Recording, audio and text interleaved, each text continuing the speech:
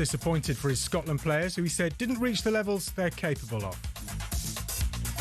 Don't forget that this group of players brought these fans to America. This group of players qualified. That's why the Scottish journalists are here. Otherwise, we're doing what we always do. We're sitting on the sofa. After Scotland's 3-0 defeat to Brazil and upset, Clark walked out of another interview. talkSPORT Scotland correspondent Shabana Hearn wants her manager to put his big boy pants on. Stop walking away. How about people maybe want to know who have spent £10,000 to be there? Your thoughts on why you made this decision or why you did it that way? The Tartan Army are now unlikely to make the World Cup knockout, says talkSPORT's Max Scott on how tonight's results could help them. Scotland need Curaçao and Ecuador to not win. They play Ivory Coast and Germany. And then in Group D, they need Australia to beat Paraguay by 2 goals. Our World Cup coverage continues tonight with Ecuador versus Germany live on talkSPORT from 7 p.m. Now, Declan Rice could be fit again to face Panama on Saturday. Both he and Marcus Rashford are being assessed. Changes are expected amid the clamour for Tuchel to start O'Reilly and Rashford on the left. Former England coach Jimmy Floyd Hasselbaink says that would leave England open to the counter. And that's what he's really trying to stop, really. He's thinking about the attack, but he's also thinking, I don't want no goals against. So that's why Spence is playing. Now, it's reported Wales boss Craig Bellamy's proposed move to take over as head coach at Burnley has fallen through. It's believed the Welsh FA have been trying to persuade him to stay. More on this as we get it. And the tennis at Wimbledon will stay on free-to-air TV for another 7 years. The BBC have secured the rights till 2033. More at talksport.com. talkSPORT News. We're being warned about our homes overheating as temperature records for June are expected to be beaten again today, and dozens of people have been killed and hundreds injured after 2 big earthquakes in Venezuela. More with them are at past. talkSPORT weather with QuickFit. Heatwave outside, oven inside. Stay cool this summer with a free aircon check. Book online or visit your local QuickFit today. Plenty of sunshine, very hot again, especially across southern and central parts of England and Wales. Breezier than yesterday. Northwest Scotland, though, wetter and cloudier with spells of heavy rain.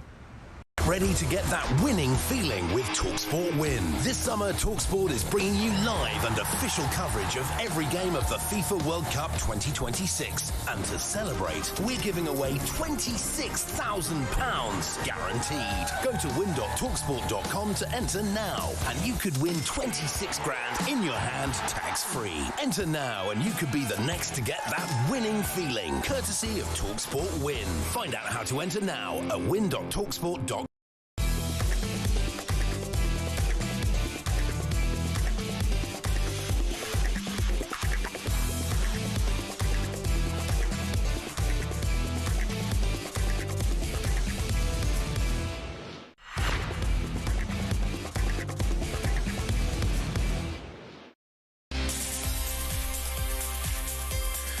Good morning, this is Paul Hawksbee and Andy Jacobs with you through until 1 here on talkSPORT, where it is, of course, the morning after the night before for the Tartan Army. Andy, please tell us what's coming up. Well, coming up over the next 3 hours, ex-Scotland striker Ross McCormack reacts to the Brazil defeat. Former West Ham and England frontman Tony Cottee looks back on Ghana and England and thumbs through the championship fixtures, which are released at midday, as does Norwich manager and former Belgian international Philippe Clement. Yeah, we'll talk a bit of Belgium with Philippe as well. We also want to hear from those disappointed Scotland fans today. Your thoughts on the game, on Steve Clarke, on the tactics, on the way you played. So give us a call, 03717 223344. Plus, for reasons we'll explain in a moment, we'd like your German cricketers. And sticking with Germany, comedian Christian Shortalow joins us for a chat ahead of their final group game with Ecuador. There's all this plus Sven singers Bell and Sperling pop in. Our Creature of the Night reports on Czechia versus Mexico. And we'll keep you in touch with the third test between England and New Zealand at Trent Bridge, weather looking nice there. Yeah, well, I mean, at least there's no chance of rain or anything today, which is good news. So we'll have the teams and the toss for you at 10:30. Sam Ellard will keep us in touch when it gets underway at 11. But it is only 10:05. Good morning, everyone. Good morning, Andy. Hey, good morning, Paul. And did you hear the Brazil fans singing to the Tartan Army? You've had a good time, now buzz off home. Is that they weren't, were they? No. But not in Portuguese. Yeah. You do feel, because, you know, the fans couldn't have done any more to get behind the team. But no, absolutely. You just see the energy sucked out of them with that first That early goal was just ridiculous, wasn't it? Yeah. I mean, it's interesting. We're going to have a chat with Shaban later on, and you've just heard that comments in the bulletin on Steve Clarke. She's not the only one to have said that. Some pretty strong words today from the journalist and former bass player of Lloyd Coles, Lawrence Donegan. Yeah. Saying better managers than Steve Clarke have done interviews after games with good grace, win or lose. When is the Scottish football media going to call this guy out with his incomprehensible tactics, lack of preparation, clearly, and deplorable attitude towards his media duties? And it was echoed, wasn't it? By it's so harsh, though, because everybody would say how great he was when he got them to the World Cup. To get them there. Yeah. But it is a second tournament where... I mean, we're going to talk about it later on. Look, Haiti aren't the greatest football team and they're going home, but they went out Butch and Sundance. Yeah, they did. They were 2-1 up to Morocco last night. I mean, when you think Scotland didn't lay a glove on Morocco really, until the end. The second half. Well, it's been. I mean, no, we see them rally this time when they're 3-0 down. Well, this is a pretty damning stat. I read this morning.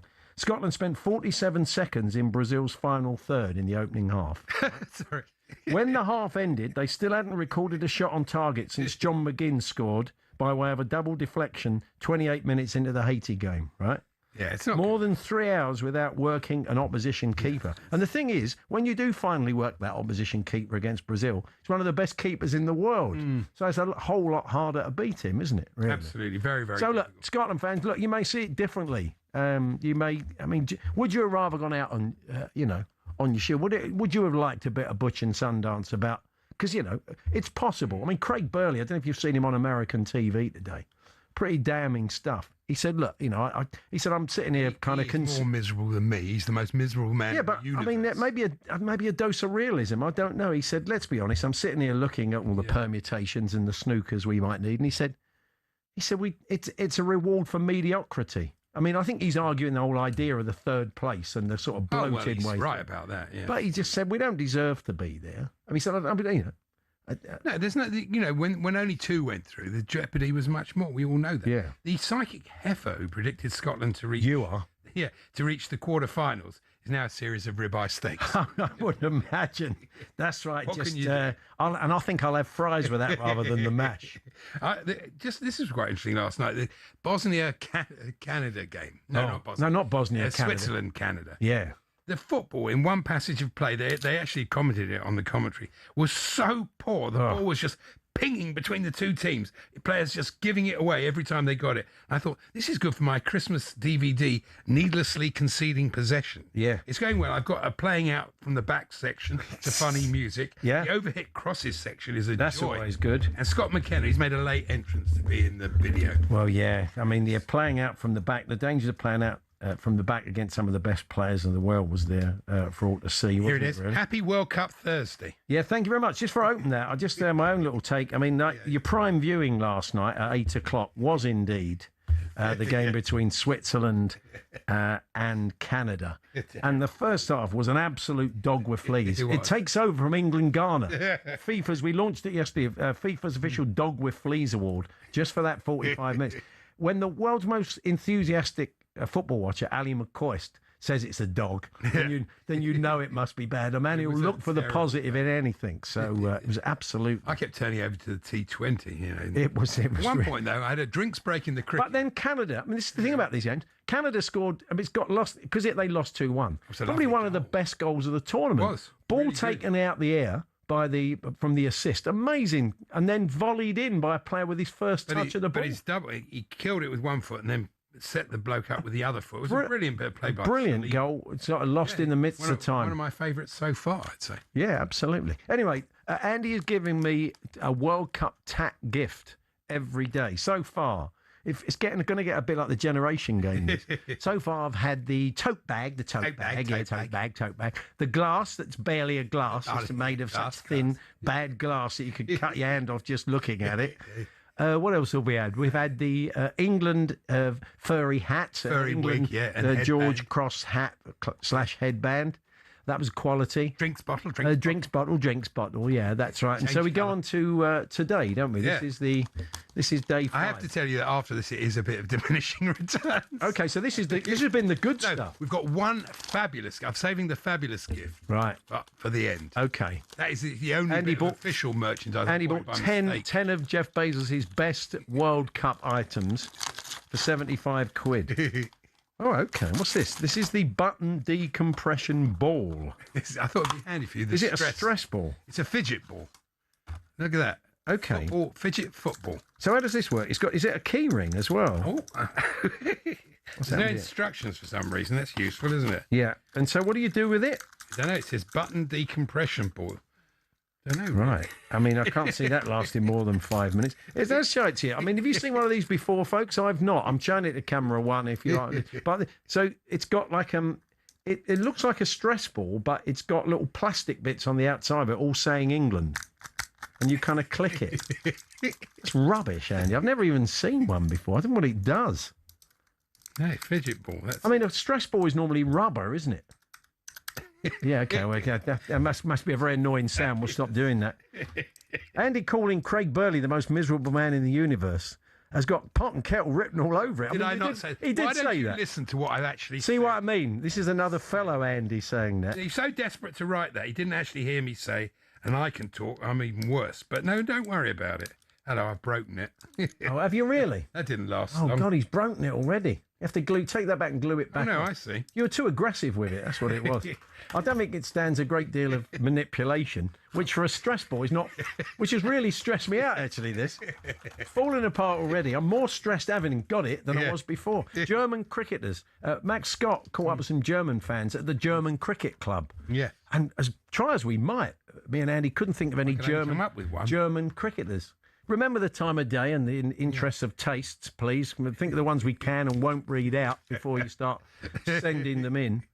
But they've got to be cricketers, not footballers or golfers, or certainly not darts players, because I fear the worst. The great German off-break bowler, Jeff Muller. Oh, yeah, that's not bad. Yeah, Jeff, you've got to know your old cricketers for Jeff Miller, but you get the idea. Yeah.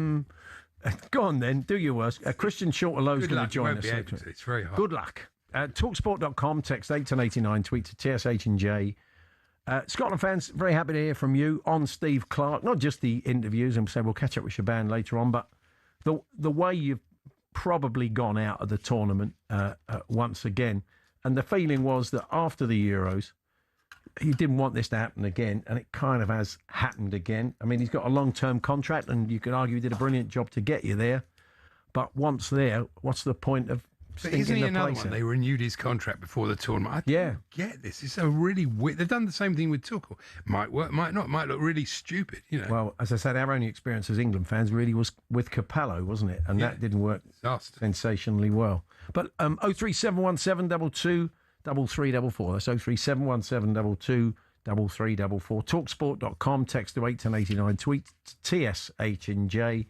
Coming up in the first hour, we'll reflect with the former Scotland striker Ross McCormack. What was his take on that 3-0 defeat to Brazil? As we said, Max Scott will be out and about with some of the German fans. We'll have a creature of the night. Waz, the Manchester United fan, watched Mexico versus Czechia overnight, so you didn't have to.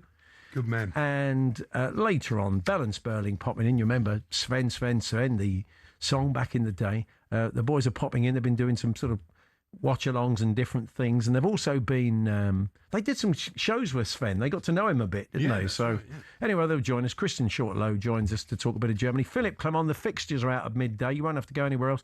Tony Cotty joins us reluctantly as a West Ham fan, having to peruse the championship fixtures. And Philip Clement, the Norwich manager, did such a great job when he went in, will give us his take on their opening games, as well as his thoughts on Belgium, who are making life hard for themselves in qualification. It is Paul Hawksbee and Andy Jacobs here on TalkSport. To get in touch on anything this afternoon, as we said, Scotland fans, happy to hear from you today. Oh, if you want to vent, you want to get something off your chest, this is your opportunity to speak to the nation. 03717 223344, talksport.com/H&J, text to 81089, tweet to TSH&J. We'll have some live cricket for you, of course, from 11 o'clock at Trent Bridge, that third test between England and New Zealand. We're here with Selco Builders Warehouse It's where the trade go.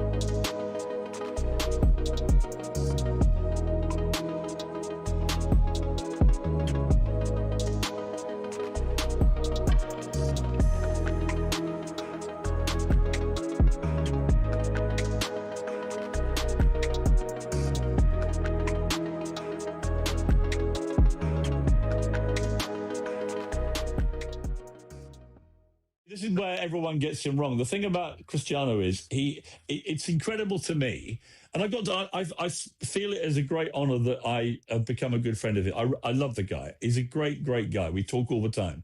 But you know, it's a weird thing for me. We became friends because he liked my crime documentaries I did for ITV. Yeah. That's how he messaged me out of the blue, and that was how it started. But we become good friends. And the thing about Ronaldo, I just find incredible. He still gets unbelievably emotional when he scores a goal or wins a game or loses a game or misses a penalty, whatever it may be. To do that at 41 when you're a billionaire, and you've done everything in the game, it shows you that all that matters to him is football. It shows you that you're playing against Uzbekistan. In the last Euros 2024, he didn't score one goal. So I thought we lost you there. You went really quiet for a minute, Piers. What happened there? Well, I didn't get really quiet. I thought the line dropped. Okay, Harry Kane had a poor game last night. Why aren't you pelting him like you would Ronaldo? Well, no, we're just talking about Ronaldo. I'm not talking about Harry Kane. No, of course you're not. You're not talking about Harry Kane because you like Harry Kane. Why are you picking on Harry Kane? I thought you were English. Because I think he had a poor game last night, the whole team. But where's the great inquest into, has Harry Kane lost it? Is he a has-been? Is he? No one's going to have that conversation because his goal records shows that he is a brilliant striker. Not the Euros. Ronaldo's goal record under Martinez that you've just said. None. That goal record under Martinez is unbelievable. Do you think you should be lauding him as the best finisher in the world? Piers. Qualifies. Put him in a big tournament. After he scored that goal, in a big tournament. He just scored 2 goals. Piers, what are you talking about, man? After he scored that first goal to the cameras, he says, "I'm back. Yeah. People haven't." Get ready to get that winning feeling with talkSPORT Win. This summer, talkSPORT is bringing you live and official coverage of every game of the FIFA World Cup 2026. And to celebrate, we're giving away £26,000 guaranteed. Go to win.talksport.com to enter now, and you could win 26 grand in your hand, tax-free. Enter now, and you could be the next to get that winning feeling, courtesy of talkSPORT Win. Find out how to enter now at win.talksport.com.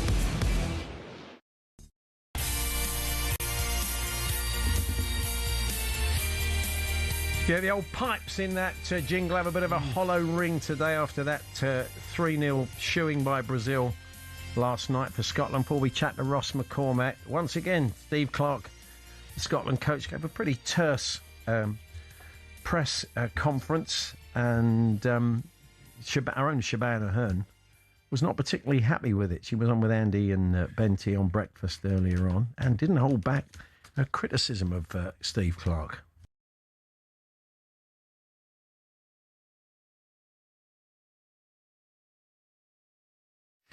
Yes, she tore into him. Honestly, I mean, she was speechless. basically. You didn't know what. It's not like I've never known her speeches, but she said nothing. Nothing. Anyway, we'll play that. Well, bottom line is, you got to rock up and do your job. It's part of the. It is, but he must have been so disappointed. Yeah, he would have been very disappointed. As 2 games really were very early on there, the eye and the 8 ball. Let's speak to the former Scotland striker, Ross McCormack. Hi, Ross. Morning, guys. How are we doing? Yeah. Good, thank you. I mean, let's first just get your overall reaction to the performance. Just disappointment. I think you hit the nail on the head there. Yet again, 7 minutes, we're 1-0 down after a mistake. And you can't afford to do that, especially not against a team of the calibre of Brazil. You're up against it right away. It becomes a long night after that. But just disappointment. I'm disappointed for the fans of Tartan Army. I think everyone has seen what they've been like over there. They've been a delight. Everyone loves them. We just haven't really gave them anything to cheer. We were expected to beat Haiti. We did, just about.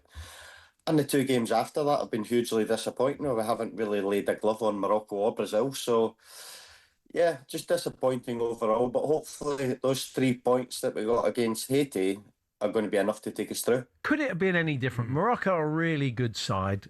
Brazil, obviously. It was always going to be difficult. I thought Morocco, they were unlucky. In the second half, they did melt the challenge. They did. They should have had a They did come into the game.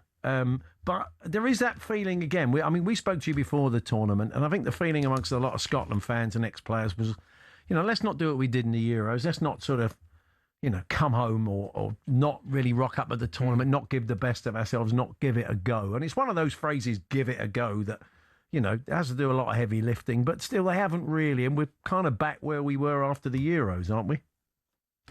Yeah, and listen, I got a lot of stick for saying this pre-tournament when I couldn't really understand why they gave the manager a new contract before the tournament.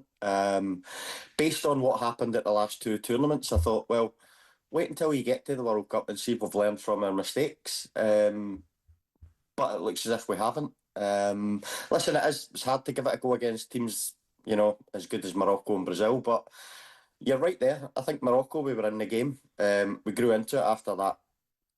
You do. I mean, yeah. Look at Ghana the other night. They didn't give England a goal after 7 minutes. Scotland have done this in 2 games running and playing out from the back. What is early in the game? Why are they doing this? It's so nearly happened again, wasn't it? The goal was disallowed. When they were pressing high, I mean, the old adrenaline was flowing. It was asking for trouble, Ross, wasn't it? Yeah, it's especially early in the game. I'm not against just missing out that press and hitting it up to Shankland. At least, if he doesn't win the first header, then you can go and compete for the second ball and get on it there instead of giving it away 7 yards out from your goal. It's suicide, it really is. And just didn't learn. There was a couple of times after that as well. We get away with one with Vinnie Junior's second goal that got chopped off. That was similar. So just learn your lesson, but it doesn't look as if we are. I mean, do you feel that another manager with a different approach could get more out of that set of players and have done a better job at this tournament? I'm not sure. I think on the whole, if you look over his full reign, I think Steve Clarke's done great. He's got us to 3 tournaments. World Cup first time in 28 years. I'm not so sure that another manager would have got as much out of this group of players as Steve Clarke has. But then also on the other hand, you've got to look at it and think we've got some guys who have been voted, the best midfielders in Serie A. You've got John McGinn, who's won the Europa League. Andy Robertson's won Champions League, Premier League. So there is good players there to work with. I just feel as if, there's probably a group of young boys there who are coming through. Your Finlay Curtises, Lennon Miller, Tyler Fletcher, Ben Gannon-Doak. Would they benefit from a more sort of, how do I say it? A more sort of up-to-date coach? That's what I would be looking at if I was the SFA. But you can't criticise Steve Clarke. As I said, he's done a great job overall. There's got to be a feeling. I mean, as you said, you kind of sense that we could be here in 2 years' time for the next Euros and Scotland qualify and the Tartan Army will turn out and be a great credit of the country. But you could be here in the same situation again. You have to kind of start to question whether, without a fresh voice, whether it's going to be any different in 2 years' time. Well, that's the thing, yes. But I think you're right. Maybe a fresh voice would, maybe kick these, especially young boys. I think they would probably react differently to a manager who wants to come in and play a certain way. I look at, if you look at Motherwell, for talking sake, this season, over the last few years, they've been struggling. New manager comes in, wants to play a certain way, and they look like Barcelona. So I think a fresh voice, a new coach would probably get a little bit more out of these boys. Yeah. Righty was interesting before the game. It was a really good. Gabriel Clark and ITV did a really interesting film on 86, which was you saw that, it was really excellent. It's probably on the ITVX. But then Righty was talking about the league, and he was comparing it with Norway and their TV deal and the size of the country, and he thinks that, they're not punching enough as a nation, Scotland, domestically, in terms of their league, in terms of their TV deal, in terms of the players they attract. He was kind of feeling that they could up the profile of the SPL, which might give you a deeper pool of talent when you get into these tournaments. Yeah, but I think that just all comes from finances. You look into the finances. The TV deal's not massive. Probably teams in the Premier League will get more off Sky for being on the TV for 2 games in one season than Celtic and Rangers get for the full season. So I think if more finances come into the league, then you could attract a better calibre of player. I think Celtic and Rangers are able to attract the best players because of the size of the clubs that they are. But I don't really know. I think Scotland's maybe a little bit not at a standstill just now, but I just think probably a lot needs to change in terms of the finances coming into the clubs with your TV deals and stuff, because they just can't compete. You've seen it over the last few years when they get into Europe. They haven't laid a glove on anyone over the last 2-3 years. No. So finally, Rossi, I think you've had a look at the permutations. How much hope are you holding out to get through to the next stage? You've probably worked out the other games that you need to be watching and what needs to happen in those matches. So what are your thoughts on that? Yeah, listen, I think 3 points will be enough to get us through. But you're right, we will be watching some of the other games and hoping that results go our way. But I think if we do get through, then it's clear that we've got to have a better level of performance. Start the game properly, first 15 minutes. Don't concede. Give ourselves a chance. If we do that, I think there'll be a lot of nations that will be looking at Scotland thinking, we could be doing without playing them, because we have got good players and we have shown over the years that we're difficult to play against. It's just these last 2 games have really... It's not been like Scotland at all, and it's not been like Steve Clark teams. Usually they're solid, hard to play against, hard to break through. But that's not been the case these last 2 games. But I'm hopeful that 3 points will get us through. And then, as I say, once we get through, a better level of performance and we'll have a chance. Good stuff. Okay, nice one, Ross. Thanks ever so much. We'll catch up with you soon. Cheers, guys. Ross McCormack there, the former Scotland striker. Natalie Sawyer presents the latest episode of the talkSPORT World Cup Daily from Miami Stadium after Scotland's 3-0 defeat at Brazil. Their World Cup hopes hanging by a thread. Does anybody know? He seems quite confident. Does anybody know what Max actually got to happen? Max Scott has gone through the permutations, and I think they were in the bulletin with Nick, weren't they? But look, if not, we'll try and get you up to speed with what that snookers basically is what they need. But Natalie had Mark McGee, former Scotland assistant manager, and commentator Joe Shannon, looking back at the performance and Steve Clark's tactics and more. Kenny McLean joined them with reactions. So. You can take a listen to that. The World Cup Daily available on all podcast platforms now. So, Scotland fans, happy to hear from you. 0371722 3344. talksport.com/H&J. Text to 81089 or tweet to TSH&J. We'll be looking at some of the stories you may have missed from this World Cup. We'll have a top coach joining us from over the States who's been working out there for a while and has been advising some of the coaches that have gone out to the tournament about all manner of things now to cope in tournament football in the States, Mexico and Canada. And Tony Cottey's going to join us, as well as Philippe Clement, the Norwich manager, because the EFL fixtures are out at midday, and we'll be right across that for you and getting reaction.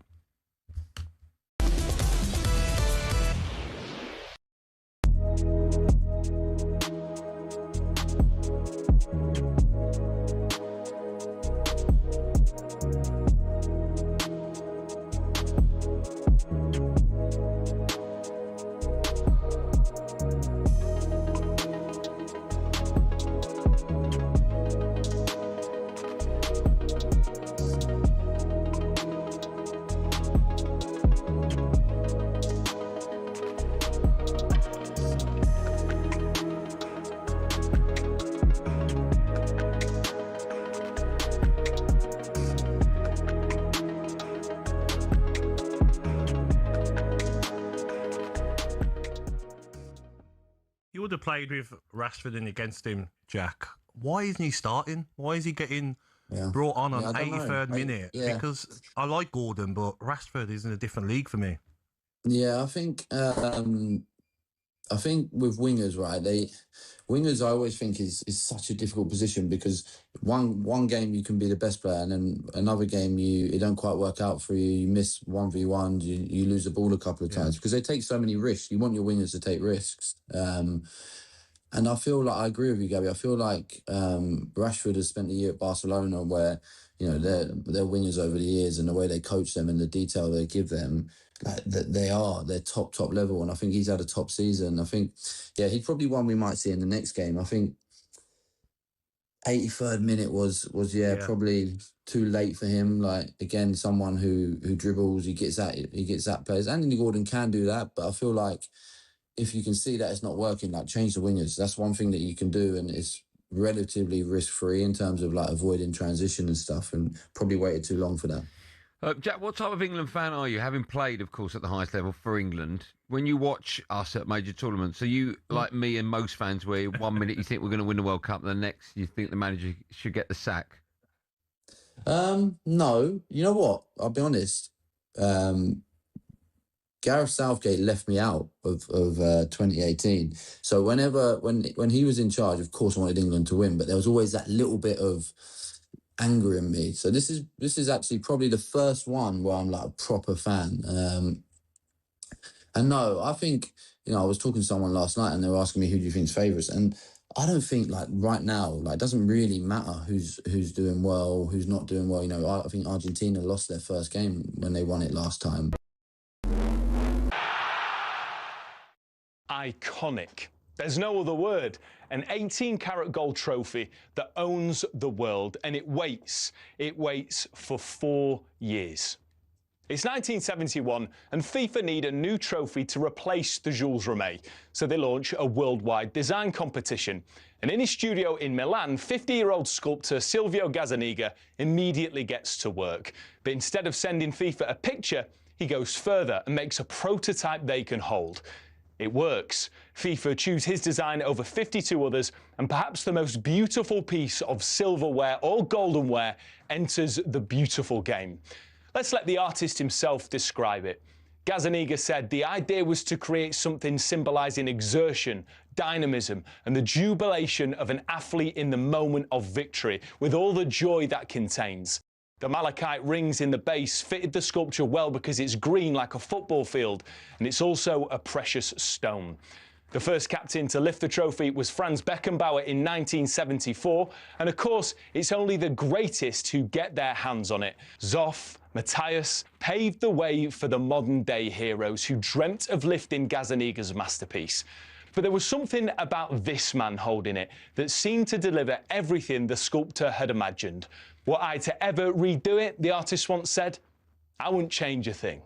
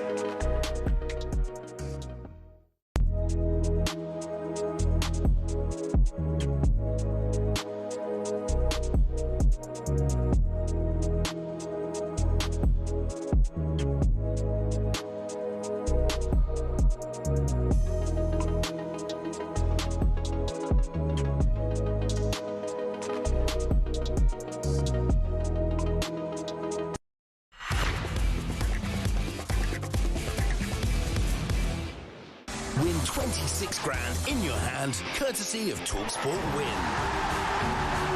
Yes, talkSPORT have every single game from FIFA World Cup 2026, and to celebrate, giving you the chance to win £26,000 in cash The best part is it's completely tax-free. 26 grand could be yours. Here's how, Andy. For your chance to win, visit talksportwin.com or text WIN to 83338 by 6 p.m. on the 20th of July 2026. Text costs £2.50 plus your standard network rate, or send your name and number by post to Comp1, PO Box 3190, Colchester CO2 8GP, to arrive by midnight on the 23rd of July 2026. 18 plus, UK residents only. For your chance to win, text WIN to 83338 now. This is a network promotion. Full T's and C's at talksportwin.com. Good luck. Good luck. Yeah, so England are playing New Zealand in the third. Is the final test? Third and final test, yeah. At Trent Bridge. Let's hope the skipper who's returned has a bit more luck with a bat and the ball than he does the coin, Andy, because we've lost the toss, haven't we? Yeah, a bit annoying that, because the side they've picked, it would have been better for England to bat first. When you've got a good spinner, especially bowls well in the second innings, it's better to be, batting first, but they haven't, so they're going to have to make the best of it. But probably the best batting conditions will be today and tomorrow, so we'll see what happens. Weather looks great, and it gets under about 11 o'clock, and the Kiwis have won the toss, and we'll have a bat. We'll be catching up with Sam Ellard throughout the afternoon, and if you're overseas, you can watch and listen to ball-by-ball commentary with our top team, and that's on the talkSPORT Cricket YouTube channel, if you want to go and check that out. So, where are we going next? Oh, Creatures of the Night. That's right. We got a little. If you don't know, we're in. Well, I'm just there's lots going on. A nocturnal army of listeners who've kindly volunteered to stay up into the wee small hours to watch those games that probably wouldn't be uppermost in your thoughts of toppermost on your list. They are doing a brilliant job. God bless them. Where will we be without them telling us what goes on in the games? Next to step up for this one is Was, who is a Manchester United fan who reported on Czechia versus Mexico. Mexico are already guaranteed first place, 6 points. Czech Republic have to win to even try to get to the next round. Anything other than that, and they'll be going home. The game's very even, equal possession from both teams. So hydration break, not a lot to add really, apart from we've had our first Mexican wave, which was probably more entertaining than the fare put on offer on the pitch. Let's hope that the second half is a bit more entertaining. There's an opportunity, and it's taken by Mateo Chavez. The left back found himself in acres of space on the Mexican right. Mexico break the deadlock, absolutely thoroughly deserved. Lovely control in the middle of the pitch by the centre forward, drops it off. Garcia picks the ball up, great little dribble, and finishes with his left foot right in the corner. Passes into the goalkeeper, the ball bounces off him, and Quinones finishes it off. Mexico make it 2-0. Great break by Mora, puts the full-back in. The Czechs can't, they just can't clear the ball. It ricochets in between the keeper and defender, and then it's Quinones, sorry for the pronunciation, bit like Alan Brazil and his Greeks, to be honest. Another great break by the Mexicans. So Mexico 2 up, looking very, very, very good. They're going to be tough to beat in the home country. Whoever faces them, really, really tough game in the next round. Czechia need a miracle. Comes back to Alvarado, teed up, it's 3. Look out for Mexico. 3 wins from 3, 3 clean sheets, and 3 goals tonight. Comes out to Fildago and he finishes the top corner. Lovely finish, and that's the end of the game. And that is the end of the Czech Republic's time in the World Cup. So full-time, Mexico 3, Czechia 0. Absolutely one of the most one-sided games I've seen for a long time. Great performance by Mexico. Czech Republic, well, they kept trying, but ultimately just didn't have the quality needed. Good man, Was. There we are, saving you the trouble of watching the highlights back. I did watch him, it was all Czech Republic for about 10 minutes, but then Mexico got... I was pleased the Mexican wave was in Mexico. Yeah, well, if you can't do it there, where can you do it? There'll be another Creatures of the Night and some ungodly hour tomorrow. Max Scott has joined us in the studio. Hi, Max. I was going to say, I still don't know if it's good morning. Oh, it is good morning. Still yeah. working it out. Yeah, how you doing? We're going to hear from some German football fans. You caught up with them at the German Cricket Club, we understand, and we asked the listeners for some German cricketers because we couldn't think of any. What about Graham Schweinsteiger? That's not so bad, was it? Andrew, the Wolves fan. Two of those. We got another one from one of the other listeners. Didn't put their name on there. Excuse me. Bless you, Sorry. blimey. Franz Beckenbauer, says Phil. Good, not bad. What other ones we got? That doesn't really work. Dale Stein. Well done. That's from Ben. Yeah, that's an easy one, but fair play. Obvious. I mean, some of them are kind of straying into, like, this is Josh Achtong. Stu Winchester. That's quite good. Jürgen Batsman says Tufty. Not sure. Brian Closer says that's good. That's good. John in Telford. Kai Hausat from Dave in Cheltenham. Sorry. Bayern Lara and Dus Root. Bayern Lara. Yeah. Very good. That's in Rob. Monty Panzer, says Kieran. Gert Muller-Litheren.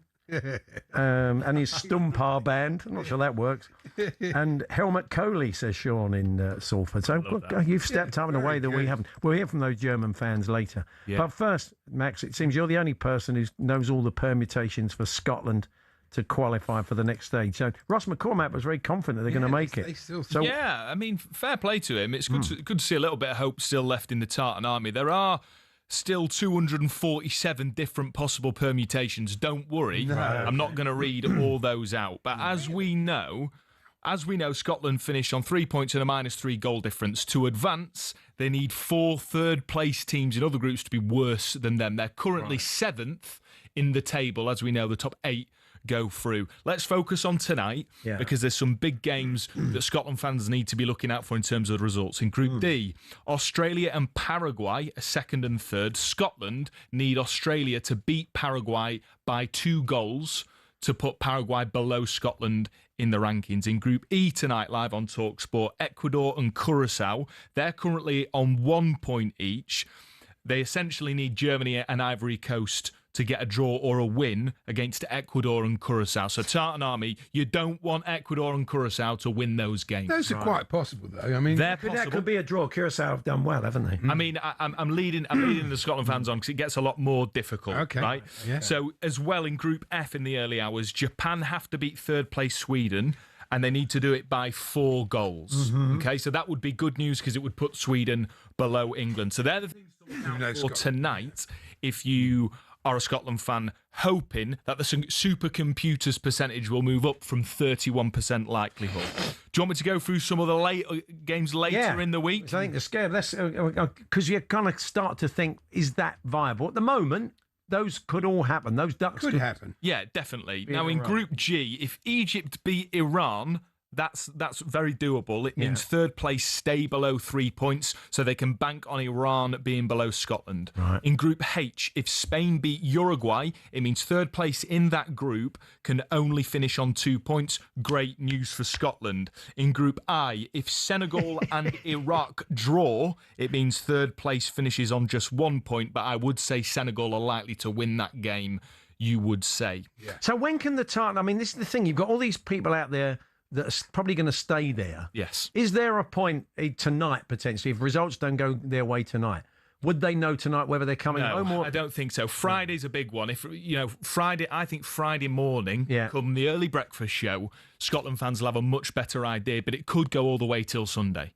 Wow. So they're going to have to wait, I think, a few days. I'm sure they'll enjoy themselves. They'll keep partying on and being optimistic if they're out there. But still, you'd like to know when you can get home and when you can get back to work, when you can get back to real life. For this, though. They must have known there was going to be a sort of... Yeah, I would have thought there was always. We're going to hopefully hear from Ali Ross, who's a member of the Tartan Army out there, and I think maybe they're all going to just be hanging about and just watching those other games, I would imagine. Yeah, watching keenly because the percentages in the supercomputer might not look great at the minute, but they did look great at the beginning of the tournament. So things can change. The World Cup's crazy. There are so many permutations, goal differences, scorelines that could influence it. We might be in 2 days' time thinking Scotland got a great chance. So who knows? Well, let's see. What else have we got on the agenda? Doesn't really matter though, because they're going out in the next round. We know that. Well, you say that. Again, Ross was very optimistic. God, they're terrible. Oh, Andy, come on. Be a bit more positive.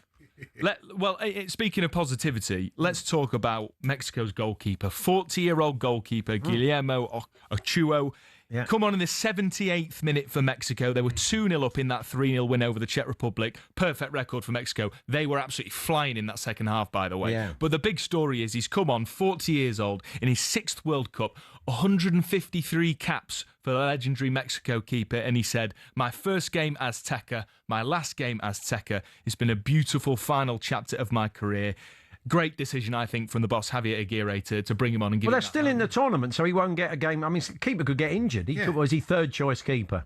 I don't know if he's second or third, but he seemed to sign off really on his career. I think it was more a gesture in the moment from the manager to say, you definitely get in this moment in front of the fans. Be like but you never know. Williamson, he's going to retire in the middle of the tournament. Yeah, maybe he is. Well, we saw Australia's goalkeeper, surnamed Beach. He was their third choice keeper coming into the tournament. He had a brilliant opening game, didn't he? So, yeah, great story from Mexico. Another one. They will be difficult. It's a possibility that England may have to go there and play them. That wouldn't be an easy game. No, not at all. Particularly in that second half, you saw Czech Republic players with the altitude 2,200 metres. You could see that they were struggling, and the Mexico players hit another level. So scary one for England should they face it's a big advantage for them. Yeah, in the last 16. Another story, the Qatari midfielder, Asim Madibo, who was the culprit of that leg break, that awful leg break on the Canadian midfielder Kone. Yeah. He's been handed a 5-match ban for that challenge.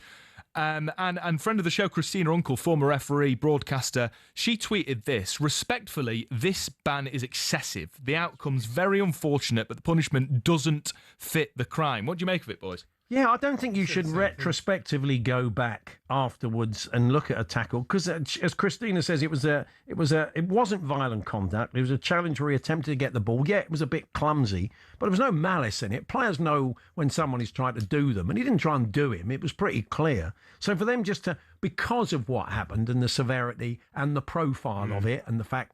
Yeah. No, I don't even think Kone would want that because he could be in a similar situation as a player when he comes back. You shouldn't just be handing out tariffs on bans based on the severity of an injury, really. And unless it is a malicious and reckless and violent act. Yeah, and you could see Madibo's reaction. He was distraught at what he unfortunately had created. Because he's playing to the gallery, and FIFA should be better than that. They're supposed to be upholding the laws of the game. It does feel wrong, doesn't it? Yeah, no, I agree with you. So you spoke to, we're going to hear from the German fans later. Why did you, the German cricket club? No, it's the Munich cricket club. Oh, okay, sorry about that. And MCC. The MCC. But it's not actually a cricket club. Okay. It's essentially the sort of it's the a hub pub, and the home, the bar of sort of Bundesliga fanatics living in London, German nationals. And I've been sent some video footage. I'm sure I can actually get it to you if you want for a later section of how wild the German fans are. They're absolutely loving it. And I spoke to two lovely fans, Rosa and Dirk, who were just talking about what it is like supporting Germany and England, how they're feeling. I think they've been maybe a little bit underestimated coming into the tournament, but they've got off to a flyer. So looking forward to hearing from them a little bit later. Lovely. Thank you, Max. We'll catch up with you tomorrow. Thank you. There's Max Scott with some of the stories that you may have missed from this World Cup. We're going to find out the player that went the extra mile with our good friends at Duracell very shortly. And we'll have more of your emails, texts and tweets. And the Murray brothers have got a very bold plan from the world of tennis. I'll tell you about that a little bit later on. And Bell and Sperling will be joining us in the studio after 11 o'clock. We're here with Selco Builders Warehouse. Check out this month's real deals at selcobw.com.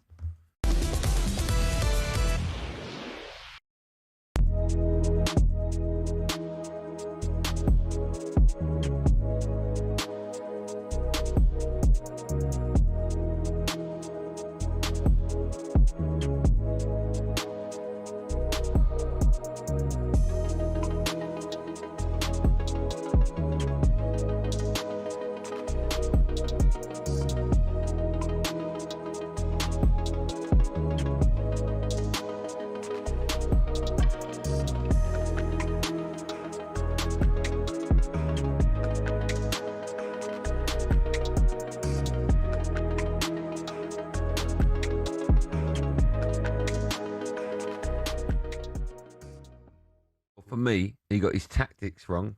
He got the starting 11 wrong. How Jed Spence is starting over Nico Riley, I'll never know. Was a painful watch. How Anthony Gordon starts on that left, I'll never know. Yep. How Noni Madueke wears an England shirt, I'll never ever know. The tactics were completely wrong. Just everything. I mean, Anthony Gordon out left. If Barcelona are watching that and they've signed that cheque for £70 million, part of that fault was the fact that Jed Spence gave him the ball so late that when he got the ball, there was 3 players around him, right? So there's hardly anything he could do but make space. Madueke on the other side, my goodness, how many times did he get the ball out wide and he had room to run at the defender and runs about 3 yards, stops, turns and passes the ball back. Yeah. And he did it a couple of times where he ran in behind and then got a crossing and you're like, okay, then keep doing it. Then he stopped doing it. And you just seen a quality shift when Saka come on. Yeah, totally. But Saka's obviously not fit, right? Yeah. Marcus Rashford, obviously not fit, is what I'm hearing. I think Rashford is. Well, I'm hearing he's got a little niggle. That's why he only came on for like 15 minutes or something. Yeah. But then you look at the right back. I like Reece James. I think he's an excellent player. But that game, for me, was crying out for Trent. Yeah, it was if you need anyone on the right fullback position to whip crosses in, it was Trent. And it also, sorry, Gabs, it also underlined for me that when you've got a team that play in the way they do with 10 behind the ball in a low block and you need someone to unlock their defence, Cole Palmer, I mean, my goodness. Yeah. Even, it was a game for Palmer. Of course it was. I mean, it's just, honestly, the manager leading up to this competition, like all England managers, they get me excited. I come on national radio, I say we're going to win the World Cup. I see guff like that, and then I thought... as well, look, you look at the game last night, you say, okay, you've got a cheerleader on the bench in Henderson who's there for vibes. Get ready to get that winning feeling with talkSPORT Win. This summer, talkSPORT is bringing you live and official coverage of every game of the FIFA World Cup 2026. And to celebrate, we're giving away £26,000 guaranteed. Go to win.talksport.com to enter now, and you could win 26 grand in your hand, tax-free. Enter now, and you could be the next to get that winning feeling, courtesy of talkSPORT Win. Find out how to enter now at win.talksport.com.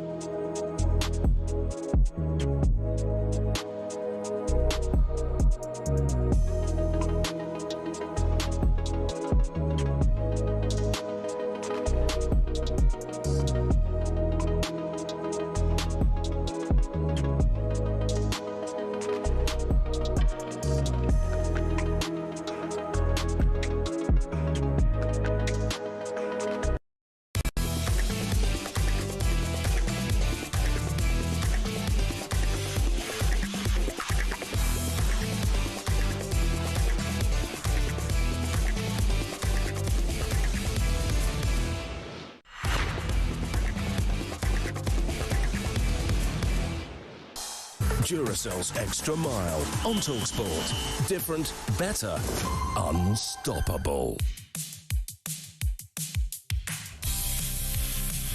Yes, it's time once again to pick Duracell's Extra Mile. We pick those players or that player we think went the extra mile, those players that bring a game-changing performance and unstoppable power. And I'm sorry, Scotland fans, it was difficult to see beyond this guy. Guimaraes delivers again. Guns missed it, headed in. Vinicius Junior for 2. Guns flat to the ball, and there was the little man, the magic man, at the back post, the brilliant Brazilian with a dancing celebration. Vinicius Junior heads home from 2 yards out. A massive blow for Scotland's qualification hopes. Yep, 2 goals against Scotland last time. I mean, the first one on a plate, the second, got in a good position. Almost had a third, didn't he, as well? Yeah, I mean, that's right. That was very marginal, wasn't it? So Angus Gunn just got under it a bit, didn't he, which was a bit of a blow. But, we have given it to Vinny Jr. He was our Duracell's Extra Mile player for today. Duracell's Extra Mile on talkSPORT. Different, better, unstoppable. Andy, you're telling me that Kiwis are shorn of 2 of their best players for this third test. Yeah, the 2 best players from the last game. Phillips, who made a wonderful 100, and Matt Henry, who none of our batters could work out as soon as the keeper decided to stand up. But, of course, the coach didn't tell them anything on how to do it, so brilliant. But, it should be a good test match, this. England back at full strength, I think, and New Zealand slightly weaker. So I think it's all on. It is. Just a reminder, we've got a big announcement at midday today. The EFL fixtures will be out. There's been a story from the EFL today. The Craig Bellamy story, it was in the bulletin earlier on. He's not going to Burnley now. You do wonder what's gone on because he knows all the hierarchy, having worked there with Vincent Kompany. And so you would have thought before that was announced, it was all sort of taking shape. Yeah. Maybe just in the end he wasn't sure, wasn't sure. Or maybe happy about it. The Welsh FA came out with a counter offer. Who knows? Yeah. If he's done brilliant with Wales, but if he wants to make that break and go to a club, he's going to feel he's got to have a chance. Maybe who knows? Anyway, we'll try and find out. The trouble with managing Burnley is you get them promoted, and then you get the sack.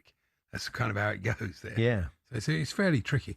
Did you notice? I've noticed something when Canada play.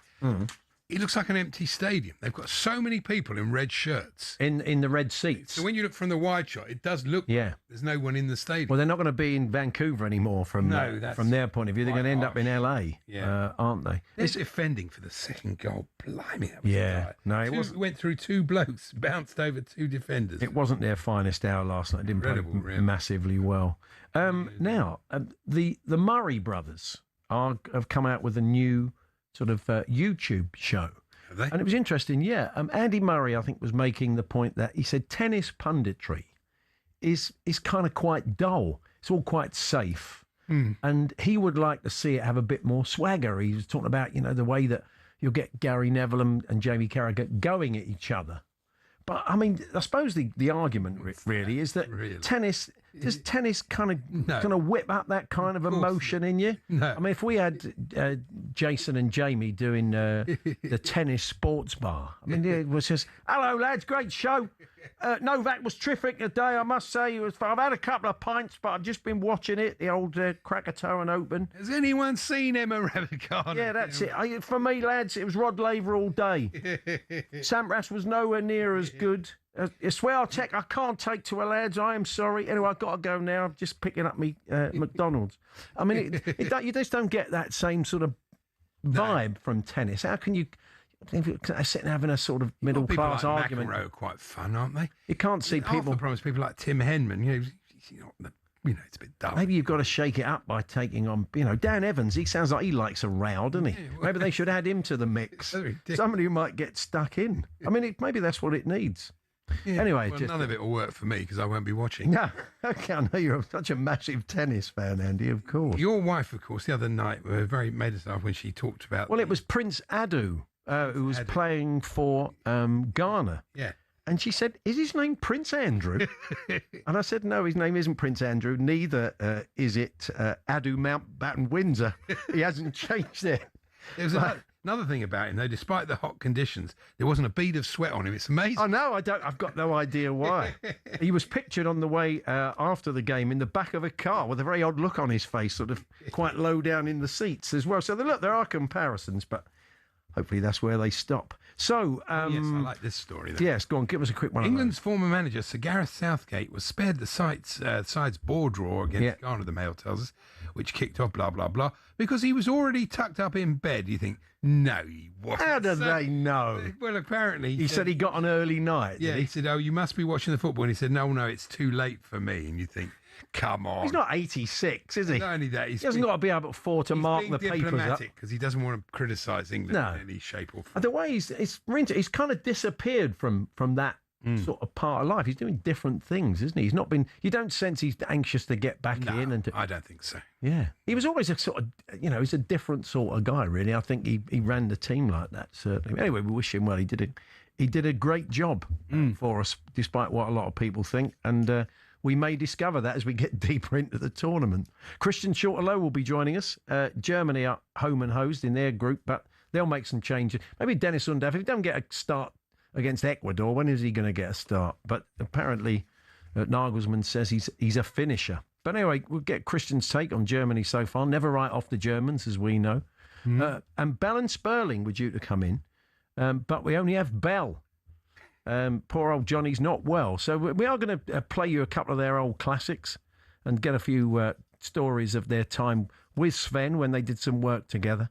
And they gave us the Sven song and the David Beckham Golden Ball song, the big band song, and other tunes as well. So Martin will be popping in for a bit of a chat, and we'll keep in touch with the cricket that has just got underway. Hopefully Mark Butcher, former England batsman, will join us for a chat as well. But we'll get the sports headlines next.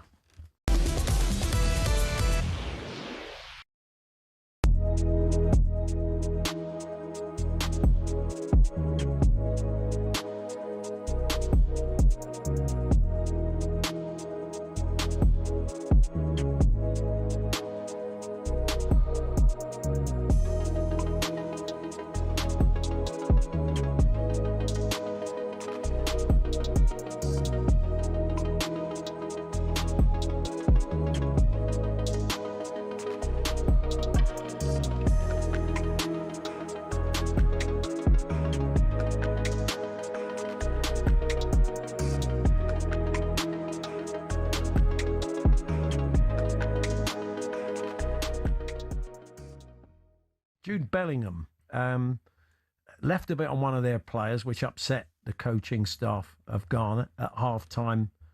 The assistant coach had something to say. He could have left it, but it's not in him, really. So he answered back, and then it kicked off, and Carlos Queiroz got involved, and Morgan Rogers was trying to get him off the pitch.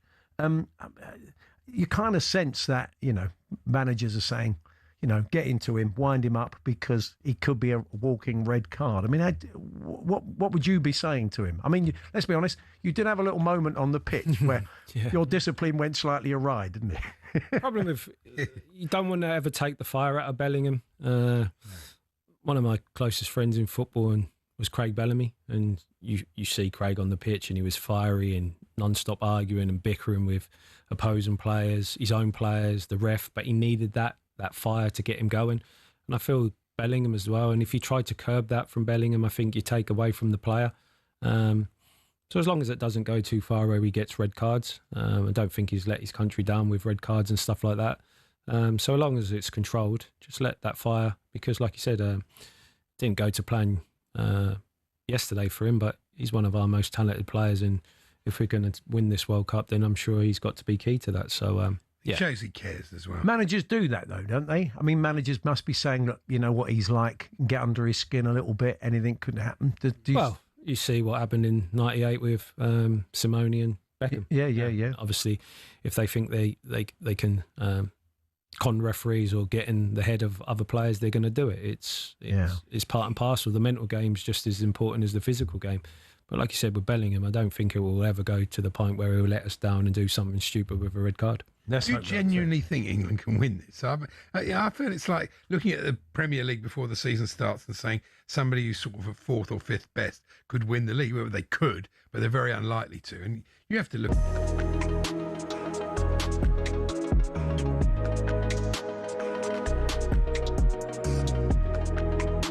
Talk Sport.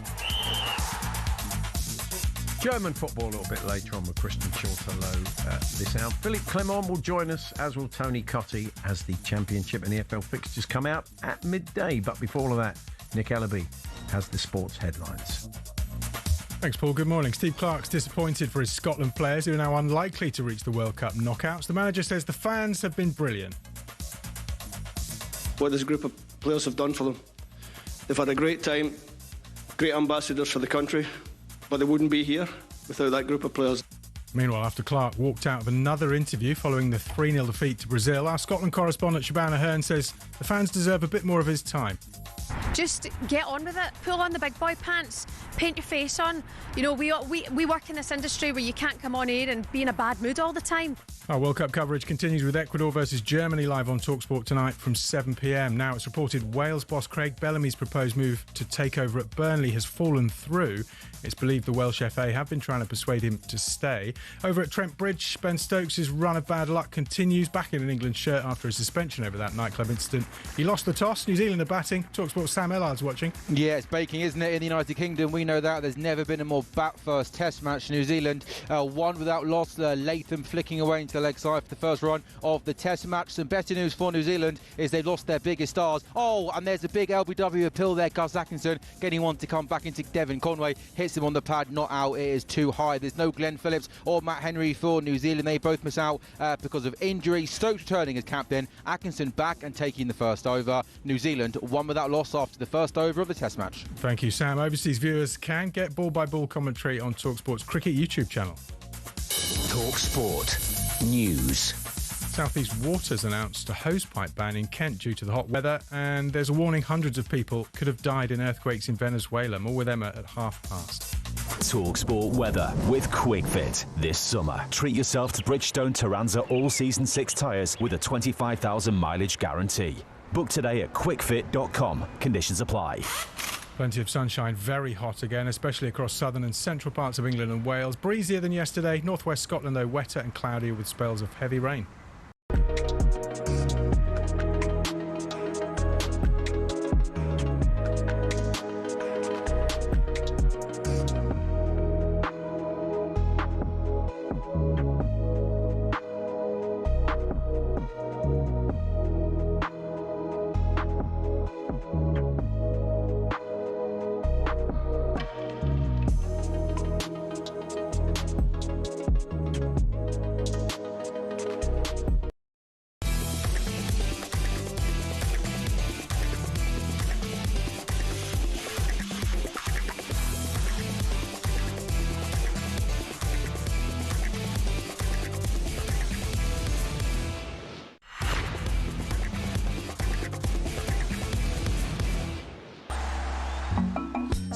Sven Goran Eriksson. He's a lovely geezer, but don't forget that he's from Sweden. Up front there's Michael Owen and Heskey, that's his pal. We should shave off Seaman's dash and cut his ponytail. If you've been watching a lot of the World Cup documentaries from previous World Cups, well, it's a documentary, obviously, in recent months, you would have heard that, because whenever Sven is discussed, you do see the video with Martin Bell and Johnny Sperling doing their Sven song. And we're hoping to have both boys in. But we just got Martin today because Johnny Sperling has taken a bit of a turn. Hello, Martin. Good to see you. Well, it's lovely to see you boys after 25 years. Is he going to be listening? He's listening, yeah. He just we've had so many gigs with him, 14 in a row, and he got a bit of heat stroke last night. Mm-hmm. So I don't know what's the matter with him. It feels fine outside to me. It's snowing tomorrow. It's been a bit of a boost. Well, we wish him well anyway. Yeah, no, he'll be fine for tonight's gig, I think. Yeah, you've been busy, haven't you, in this World Cup? Yeah, it's. Do you know what? It is the song that keeps giving after 25 years, and we owe it to you two for getting us to write it. Yes, that's right. We never would have done it. I think you phoned me, Andy, at 10 o'clock at night and said, you're on tomorrow and Sven's in. Can you write a song? I think we wrote it the next morning, me and John. We were on your show at 3 o'clock and, I don't know, 6 months later... Feel free to give us a share of those royalty checks, won't you? Yeah, I know. It all came from that one you wrote about the cricketer, Tilly Karatni-Dilshan. Yeah, we asked you once. Andy had this thing in his head that the Tilly Karatni-Dilshan sounded like the theme tune to Please Sir, the old 70s sitcom based in a school where all the kids were about 35. It's true. What a good bloke. He's one of our own. Tilly Karatni. He's a lovely geezer. He's a lovely geezer. He's one of your own. That's one of our better lyrics. Yeah, I think they still play it at the IPL. Oh, yeah. But then, you did write the Sven song and you kind of knocked it out for us. But it really took off, didn't it? It was mad. I mean, it changed our lives, really. We were... we did Top of the Pops like sort of 6 months later, and then of course we wrote Golden Balls to try and we got signed to Warner Brothers, and they said, look, have you got anything else? And we wanted to prove to them that we were proper singers, cheeky chappies. Because you've done lots. I've seen you guys live. You've both got amazing voices. And we play a bit of Golden Balls at the end, and thank you. And it's a kind of big band number, and it kind of showcased your talents a bit more rather than a kind of novelty song, didn't it? Yeah. Well, strangely enough, you guys come to the show that we were doing. In Regent Street, we used to have Jimmy Carr as our comedian. We used to give Jimmy 60 quid. Yeah.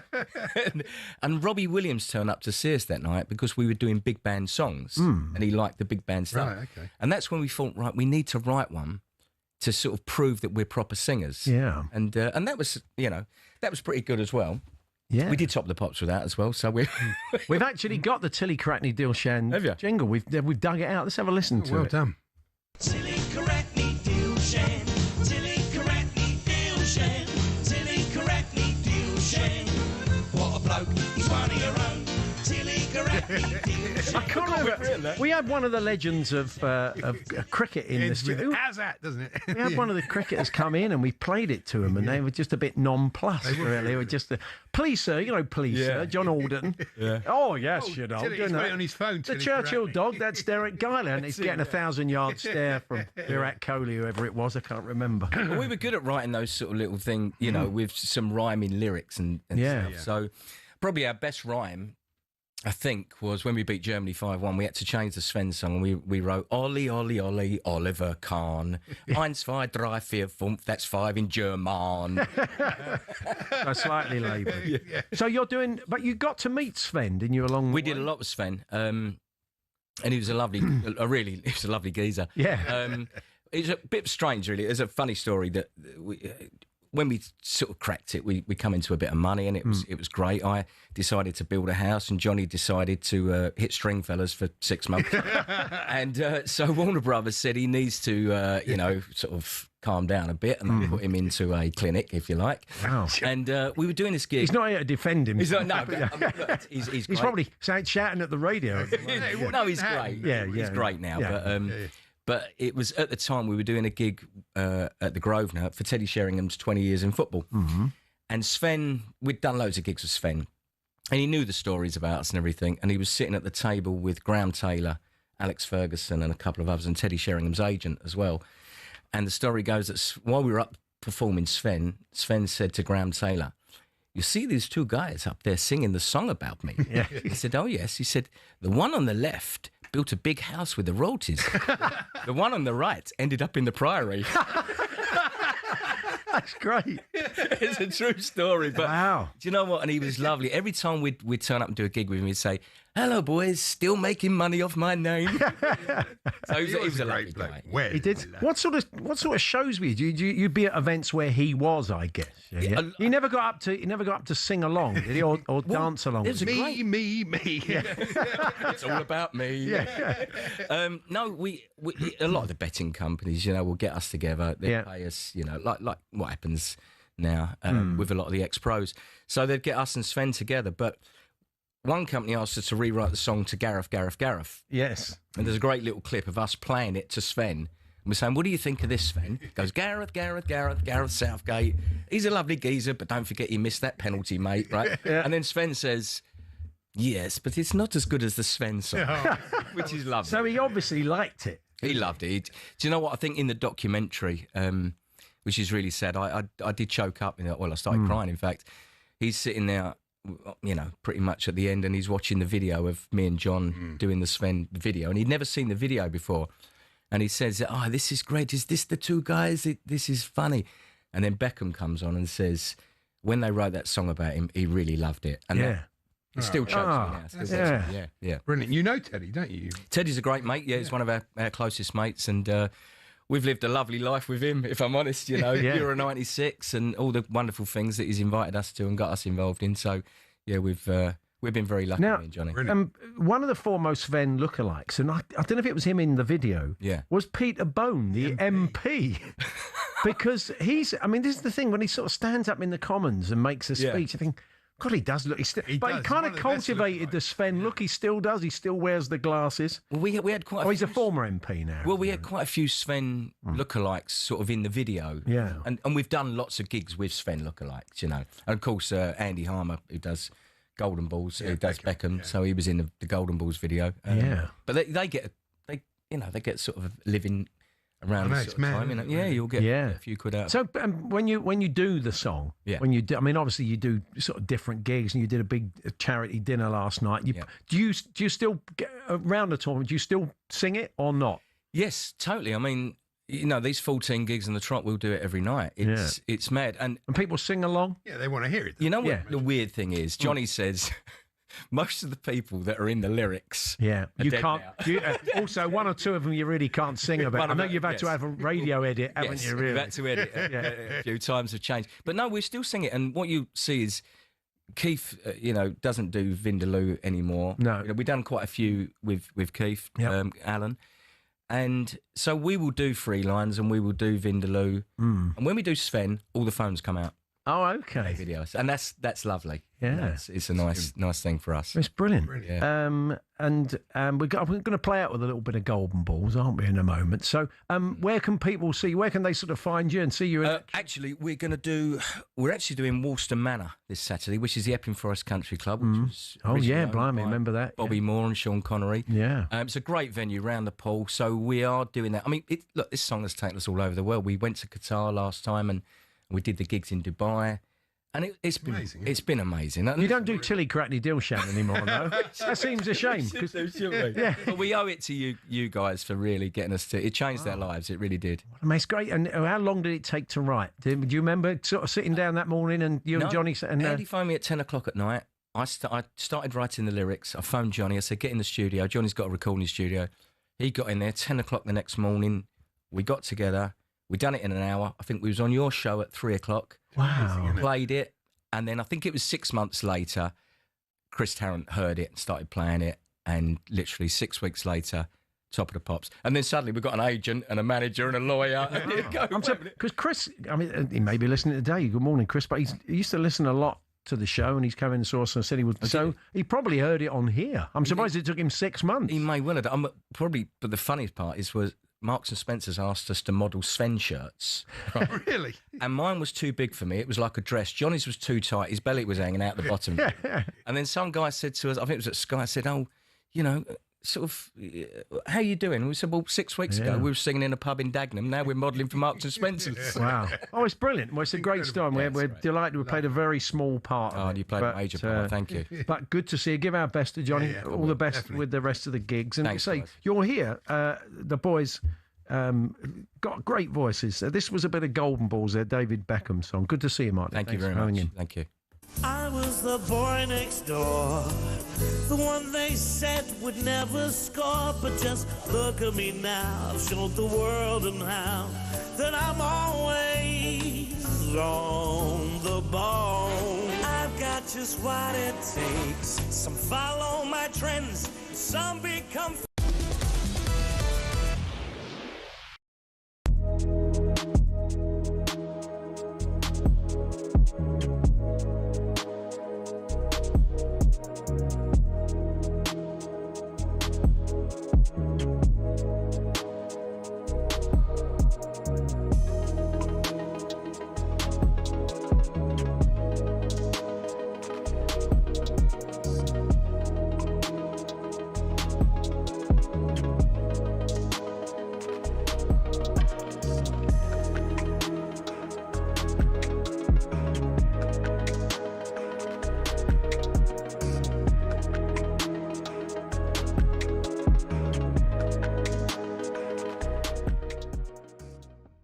Let's now hear from talkSPORT's very own Andy Jacobs from earlier today.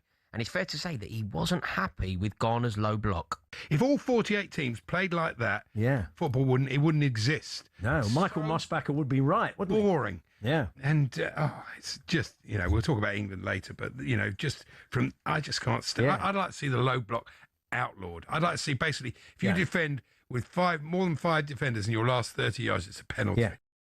Jeez. What do you reckon to that, Darren? Outlaw the low block. Yeah, no, it's not for me. That because I understand, but I feel like nowadays, right, we are absolutely fascinated with the way that teams play, right? So obviously, being an Arsenal fan, we've had it all season. Set piece FC, the way Arsenal plays isn't attractive to watch. We hate it. Now and Arsenal don't defend in the low block. It's just what Arsenal, this is Arsenal the way that they play. Now, obviously, people are moaning about Ghana and the way that they played. Now, I didn't watch them last night and think this is boring. At not one point of that game last night did I think this was boring, because I thought Ghana defended really well, defended deep, but you could see that when they had opportunities to break forward, they'd try and break forward. They weren't just sitting there for the sake of it, like kicking it. No, they were trying to win the game, but from a defensive, being defensively stable first. And it was almost a masterclass in terms of tactics, because they sat in there, they defended deep, they didn't allow too much space, and then right at the end, they get the opportunity where it is a penalty with a tackle on Konza, or the guy scores it. So if they come away from there winning 1-0, we'd come in today going, Carlos Queiroz, first of all, we'd obviously attack England in their performance, but we'd sit here and go, that was an absolute masterclass of how to defend deep, kind of ride your luck at times, but then when you counter-attack, you get that opportunity and you take it. Yeah, and that's the point. You see what you just said there? A masterclass in defending deep. Yeah. There was a time when we really acknowledged that as being like part of football, something that we celebrated, something that we actually admired about the game. Yeah. Like you think about those great Italian. Hello, I'm Matt Forden from talkSPORT. This is How to Win the World Cup. This is the best squad I think England have ever had.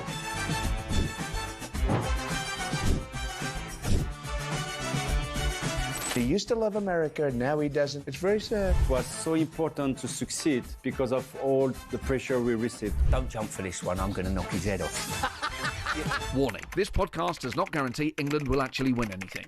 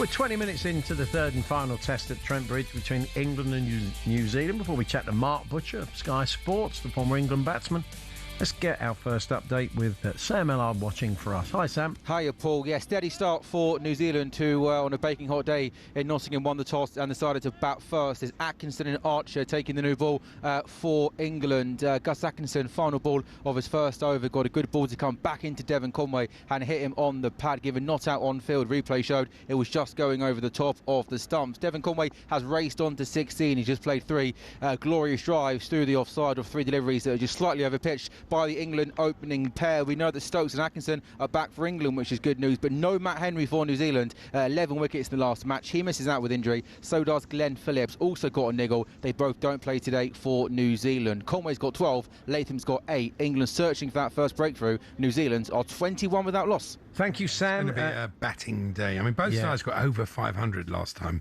they met at Trent Bridge, and it looks like a pretty similar sort of day to me. You can watch all that unfold if you're overseas on the talkSPORT Cricket YouTube channel. Let's cross the Trent Bridge now. Looking very smart on TV and a fine summer outfit. Very nice. Sky Sports, former England batsman Mark Butcher. Hi, Butch. G'day, gents. Yeah, I've got the. I'm giving it a bit of a Miami Vice revisit at the moment. Seems appropriate. Yeah, you're looking very dapper, Butch. Yeah, a good toss to win, wasn't it? Not half, yeah. Ball has barely moved off the straight for Archer and Atkinson in the opening exchanges, and it's roasting hot out there. I was out there probably about an hour between 10 o'clock and the start of play, which was a mistake. I didn't put a hat on to go with the rest of the outfit, and I've got a stinking headache already. It's really oppressive, the heat. There is a little bit of a breeze blowing across the ground, but the players will feel it. I think the spectators might do well to add a little bit of water to their sustenance during the day. That little telly that they wheel out in front of you when you and Kumar Sangakkara and the guys were going through it earlier on. The Sky Cart. Yeah, the Sky Cart. I always think if you attached a little bike to that, could go around and sell ice creams from it, couldn't you, on a day like today? Well, it's like you've seen the pod, haven't you? The thing we do the T20 games commentary from. I mean, that's literally a burger van as well. So yeah, maybe we can make a few quid on the side while we're doing the commentary. Paul suggested a 99, but that's not good in cricket. No, it's not a great idea. Joe Root's not going to want one of them, is he? Definitely not. So yeah, I mean, Andy said, as you said, both made 500 last time. So yeah, I mean, you kind of wonder. Especially with Shoaib playing, it would have been good to be, batting first and bowling last. But there you go. Yeah, that's the toss for you. I mean, look, it doesn't mean by any means that England are going to struggle to get some sort of result here. With all of the intrigue and stuff that's gone on, and the statements, etc., and the interviews that Ben Stokes has done, we're kind of bypassing the fact that this is a really massive game. England don't tend to lose very many series at home. I think they lost to New Zealand in 2021, and then the next time back was 2012. So just that on its own means that England have got a proud record to protect. But it also, given what happened in the winter and given how precarious everybody's employment was after the Ashes, to start off in your first series back from that, having been given a second go, and lose a series to New Zealand at home would be massive. So there's a lot of pressure on the England players. The only disappointment really is that New Zealand aren't at full strength. They've had to make 3 changes in the game, as Sam Ellard mentioned before. So they're not quite at their full strength. Otherwise, as a contest, this is as good as it gets. Yeah, Phillips played so well in the last game, but it's going to be difficult, really. It's going to be difficult. Yeah. Oh, hang on. Stokes has moved third slip out. Jofra Archer has found the edge of Tom Latham's bat, and it's just flown through where third slip would have been. Harry Brook dived to his left but couldn't get a hand on it. So it's gone for 4, yeah. And you might not get very many opportunities for Nick here. So that's one that's gone begging. Yeah, that was a wry grin from Jofra. Yeah, for that reason, obviously. Yeah. I was saying the other day though, I do feel this team, especially when they're batting, they fall in between 2 stools. It's not Bazball anymore. It's not Tavares-style Test cricket. It's kind of nothing to me, the way they played in the last game. And that is a problem for me, that they sort of, once you get confused in your mind, when they started with Bazball, they all knew what they were supposed to be doing, and they had the freedom to do that. Well, you're caught between 2 stools, That's what I think. Yeah, that could certainly be the case. I mean, look, the one thing about we looked back at the 22 series where Johnny Bairstow scored that unbelievable 100, and they scored 160 in 16 overs to win a Test match that looked like it was heading for a draw back here at Trent Bridge versus New Zealand. That team was a lot more experienced than the one that England have at the moment, and also that England have subsequently found that as much fun as the Bazball way of playing was, that it didn't earn them victory at home against England, it didn't win them the Ashes in 2023, and it certainly didn't win them the Ashes away from home in the recent contest down under. And so they've had to sort of look at it and go, okay, well, which bits of it do we like and can we keep, and which bits of it do we need to sort of finesse to some extent. And you know, over the course of the 2 Test matches, terrible pitch at Lords, you then have half the team missing in the second one at the Oval. So perhaps this time we might get a better idea as to what sort of as to what McCullum and Stokes are thinking for the way that this team is going to play going forward. We got as long as they all keep their jobs, that is. Sure, of course. Yeah, well, we are. the other fact. We've got some big T20s coming up against India. Suryavanchi's coming over, the 15-year-old wonder kid. I mean, we're all looking forward to seeing him play. I mean, he's just an absolute freak of nature, Butch, isn't he? What a player he is for a kid of that age.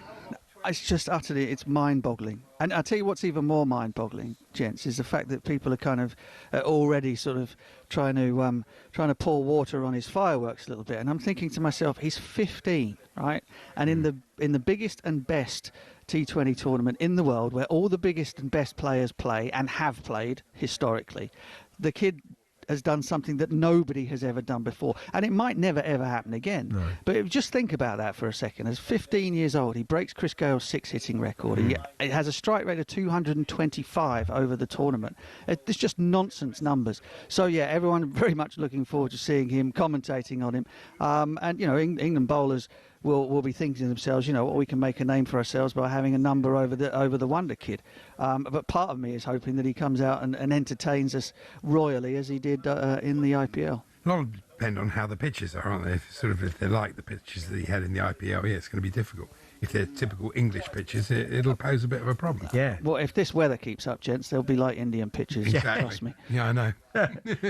He's great, though. He's great.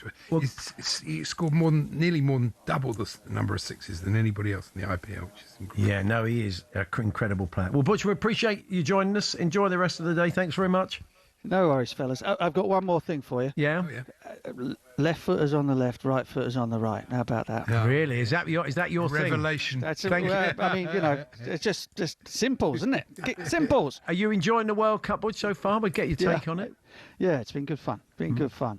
And, you know, contrary to all the expectations in the run-up to it, it's been really well supported. The stadiums have looked great and the whole thing's going particularly well. It'd be nice to get into the meaty part in a week or so. Excellent, yeah. Good to talk to you. Thanks very much. That's the former England batsman and Sky Sports commentator, Mark Butcher. Very interesting to hear people talking about how much fun it is in America and how the locals have welcomed, because I must say the pre-tournament publicity and all the stuff around Trump and all that did make you feel America's not that most welcoming place, but that's not turned out. That's not. I mean, that's the kind of average men and women in the street. That's never been my experience. No. Yeah. So it's proved ultimately. Sam Ellard's going to keep us in touch. Sam has got a new podcast with Faraz Noor, you'll know from the recent Traitors series. Faraz is a club cricket and a huge cricket fan, of course, as is Sam, our reporter. And it's called How's That for a Pod?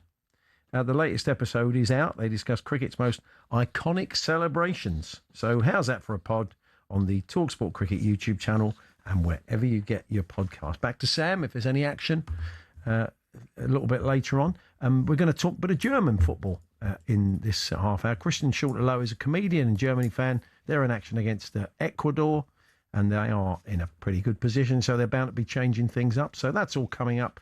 And later on, we'll be chatting to Philippe Clement, the Norwich manager, and indeed Tony Cottee, the former West Ham and England striker, as the EFL fixtures are released at midday. We'll be right across that for you later on.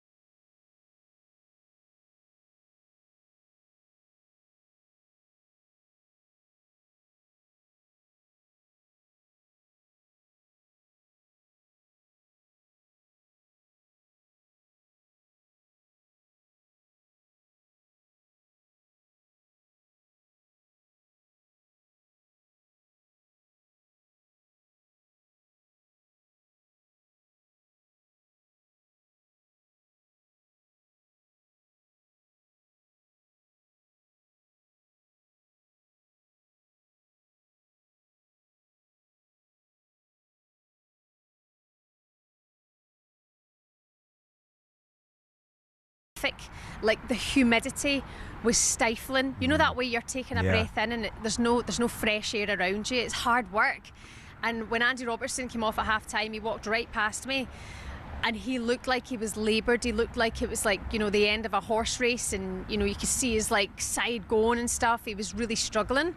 And then he didn't come back on. You know, so there was a number of factors to come into it. I think the weather might have caused us an issue. It was blooming hot, really, really hot. We're not built for this madness. No, we're certainly not. Just quickly, I heard you were a bit unhappy with Steve Clarke, some of his exchanges with reporters post-match. Yeah, it's not good enough. It's not good enough. I mean, who do you think you are? Do you think you're Pep? Because you're not. You know, we've not been at a World Cup since 1998, and it's incredible that we're there. And it's down to Steve Clarke. So I get that he's done his bit, but I think that's last week it happened after Morocco to somebody I've known for a long, long time. You know, you come off and you storm off from somebody like that when they've got their job to do and you've got your job to do. And then 6 days later, you do the same thing again. You know, don't not have to don't understand why we have to do this. We shouldn't have to do this. Well, you do have to do this, so front into it, because a lot of people have spent a lot of money being here, following this team, representing Scotland the best they can all over the world. Everybody's loving them. And then you're our guy, you're our gaffer, and you come out and you can't even just suit up for a moment and front into it. That really, really bothers me, because we're in this industry and, you know, we've not been able to speak to Steve Clarke once on this trip, and I thought we would have had that opportunity when... USA 94. What a summer when football became soccer in the blazing heat. It was also the tournament where fashion peaked. This, my friends, is Alexi Lalas. No, he wasn't Scottish. That's a full-blooded American right there. But in all seriousness, forget the hair. Look at the jersey. Dreamy 90s clobber. And it was everywhere. That's the legend that's Georgie Hagi of Romania, OVS, Brazilian shot stopper, Taffarel, and a Dutch guy. I mean, this was the period we were getting top quality in the Premier League too, but the national team designers raised the level even higher. The pitch was their catwalk as we got Germany, Bolivia, Sweden absolutely rocking it. The kind of kit we're shelling out for on retro sites to this day. And Spain, another beauty. 10 points if you recognise that guy. Of course, this was America, so the cheerleaders didn't want to be outdone. But in the end, two of the less is more designs made it to the final. And when Baggio blazed over, Dunga got the honours. The entire summer was an explosion of colour that would have broken Instagram. Sorry, just trying to get that Larson one off eBay. 70 quid. Bargain.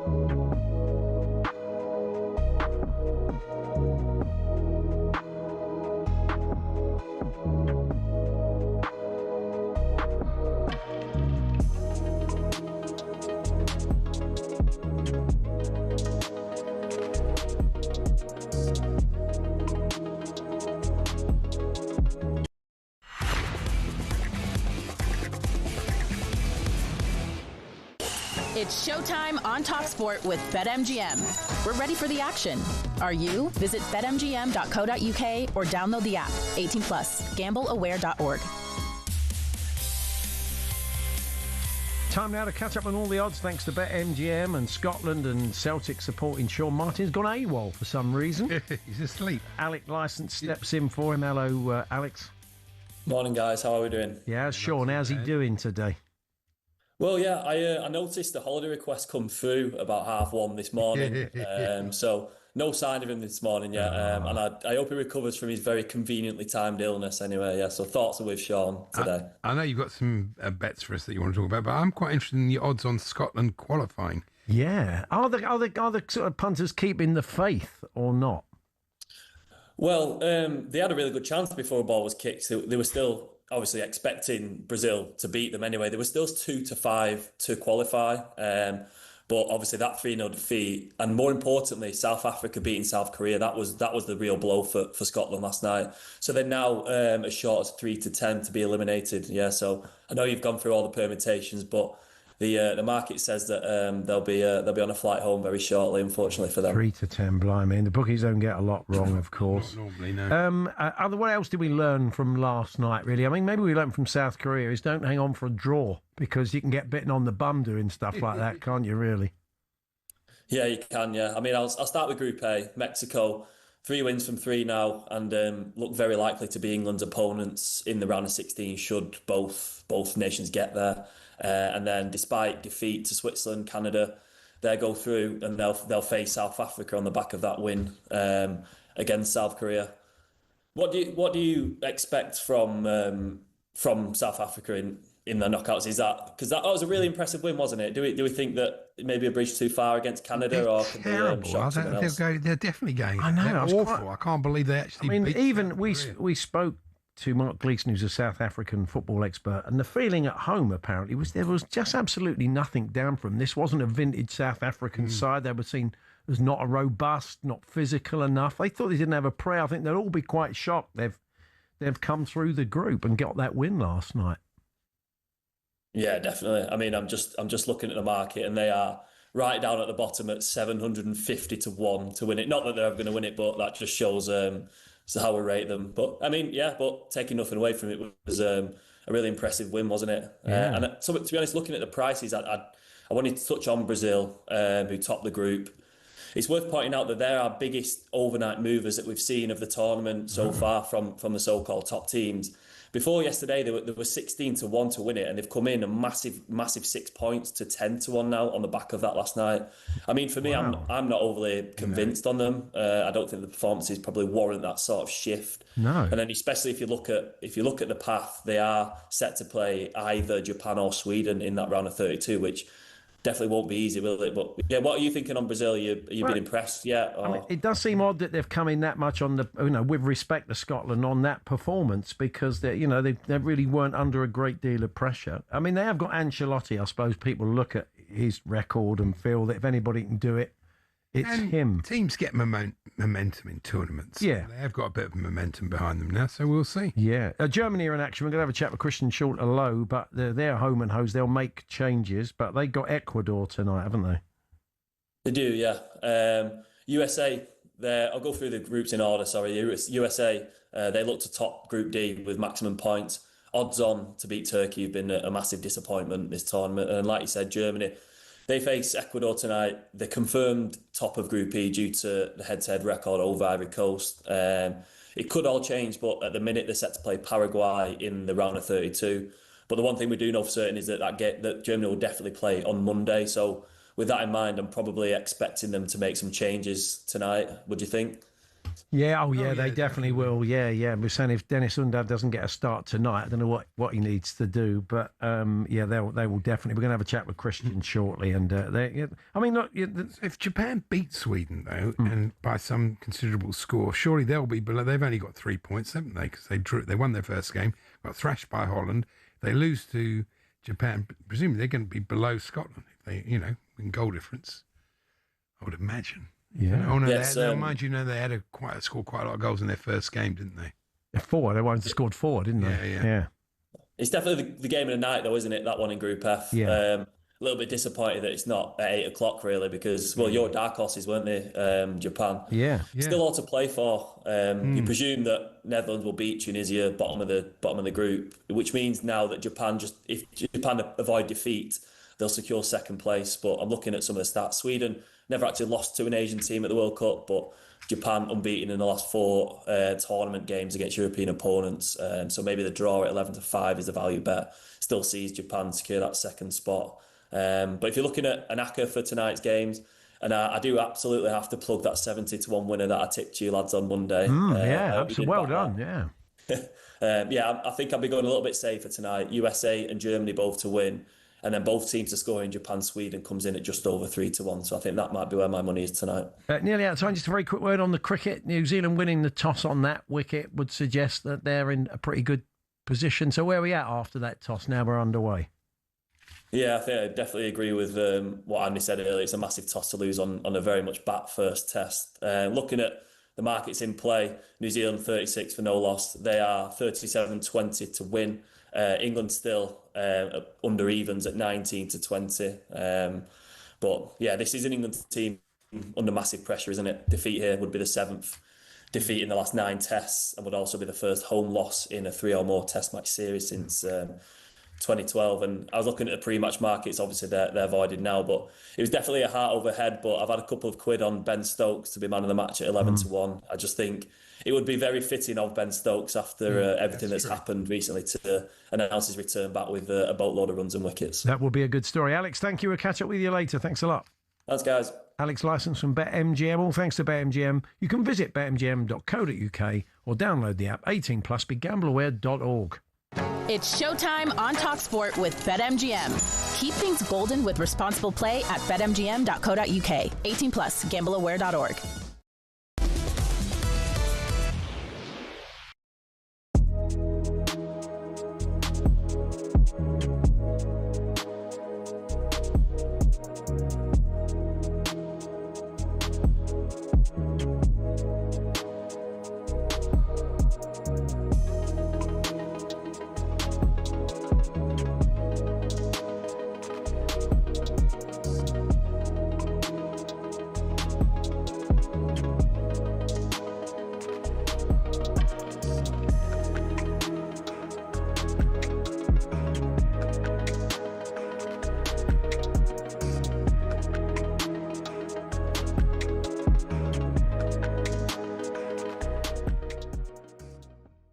I've had a lot of messages from folk back home saying that was a very Gareth Southgate-like England performance, and I understand the sentiment, and I do think Thomas Tuchel should take a little bit of criticism, Simon, for not reacting earlier. He could have hooked both wide players for me at half-time. I thought Madueke was poor. I don't understand what people see in Anthony Gordon. I can't believe that Barcelona have paid the money they have for him. Yeah. And it was only really when Saka and Rashford in particular came on that England carried any kind of attacking threat. But it's interesting because people make a song and dance about Rashford. And when he starts for England, he very rarely sets the place alight. It's interesting that he switched. What I watched him do was switch Madueke to bench side, because he obviously wanted to have a conversation with him during the course of the game. Rather than sub him, he put Saka on, and he put Madueke onto the left and attempted to drive him on. Ironically, some of the best moments came from Madueke. I think he's a speedboat without a brain, but the other people, including the England manager, think he's better than that. So there's obviously a situation where there's an expectation. Rashford comes into this conversation every time, and how many times has Rashford started for England, and we can look back and go, what a performance that was. Rashford's an impact player. There's a reason why Barcelona haven't signed him. There's a reason why he got marginalised at Manchester United and his form was so poor, and some of it's his attitude. So you can't just turn around and say, well, Rashford is a solution. But should he have not been able to make an impact earlier, Simon? That's my point. Possibly, but I don't think it was a Southgate-like performance. I think there was elements of the game that people can draw a parallel with, but England's attitude towards the game was not to try and survive it and accept a point. He threw so many attacking players on to try and achieve an account. That's nothing like Southgate. At the end, the reasons why the Ghanaians got a couple of chances in the end, and you're not going to go for a whole game without some jeopardy, was that England's midfield was reduced to actually offensive only. We took off anything that was vaguely resembling defensive, pushed out Declan Rice even further up, and threw on every single conceivable attacker that we could possibly But having said all that, and I'll put this to the two of you, with all the attacking options available to them, is it not a concern, the new Get ready to get that winning feeling with talkSPORT Win. This summer, talkSPORT is bringing you live and official coverage of every game of the FIFA World Cup 2026. And to celebrate, we're giving away £26,000 guaranteed. Go to win.talksport.com to enter now, and you could win 26 grand in your hand, tax-free. Enter now, and you could be the next to get that winning feeling, courtesy of talkSPORT Win. Find out how to enter now at win.talksport.com.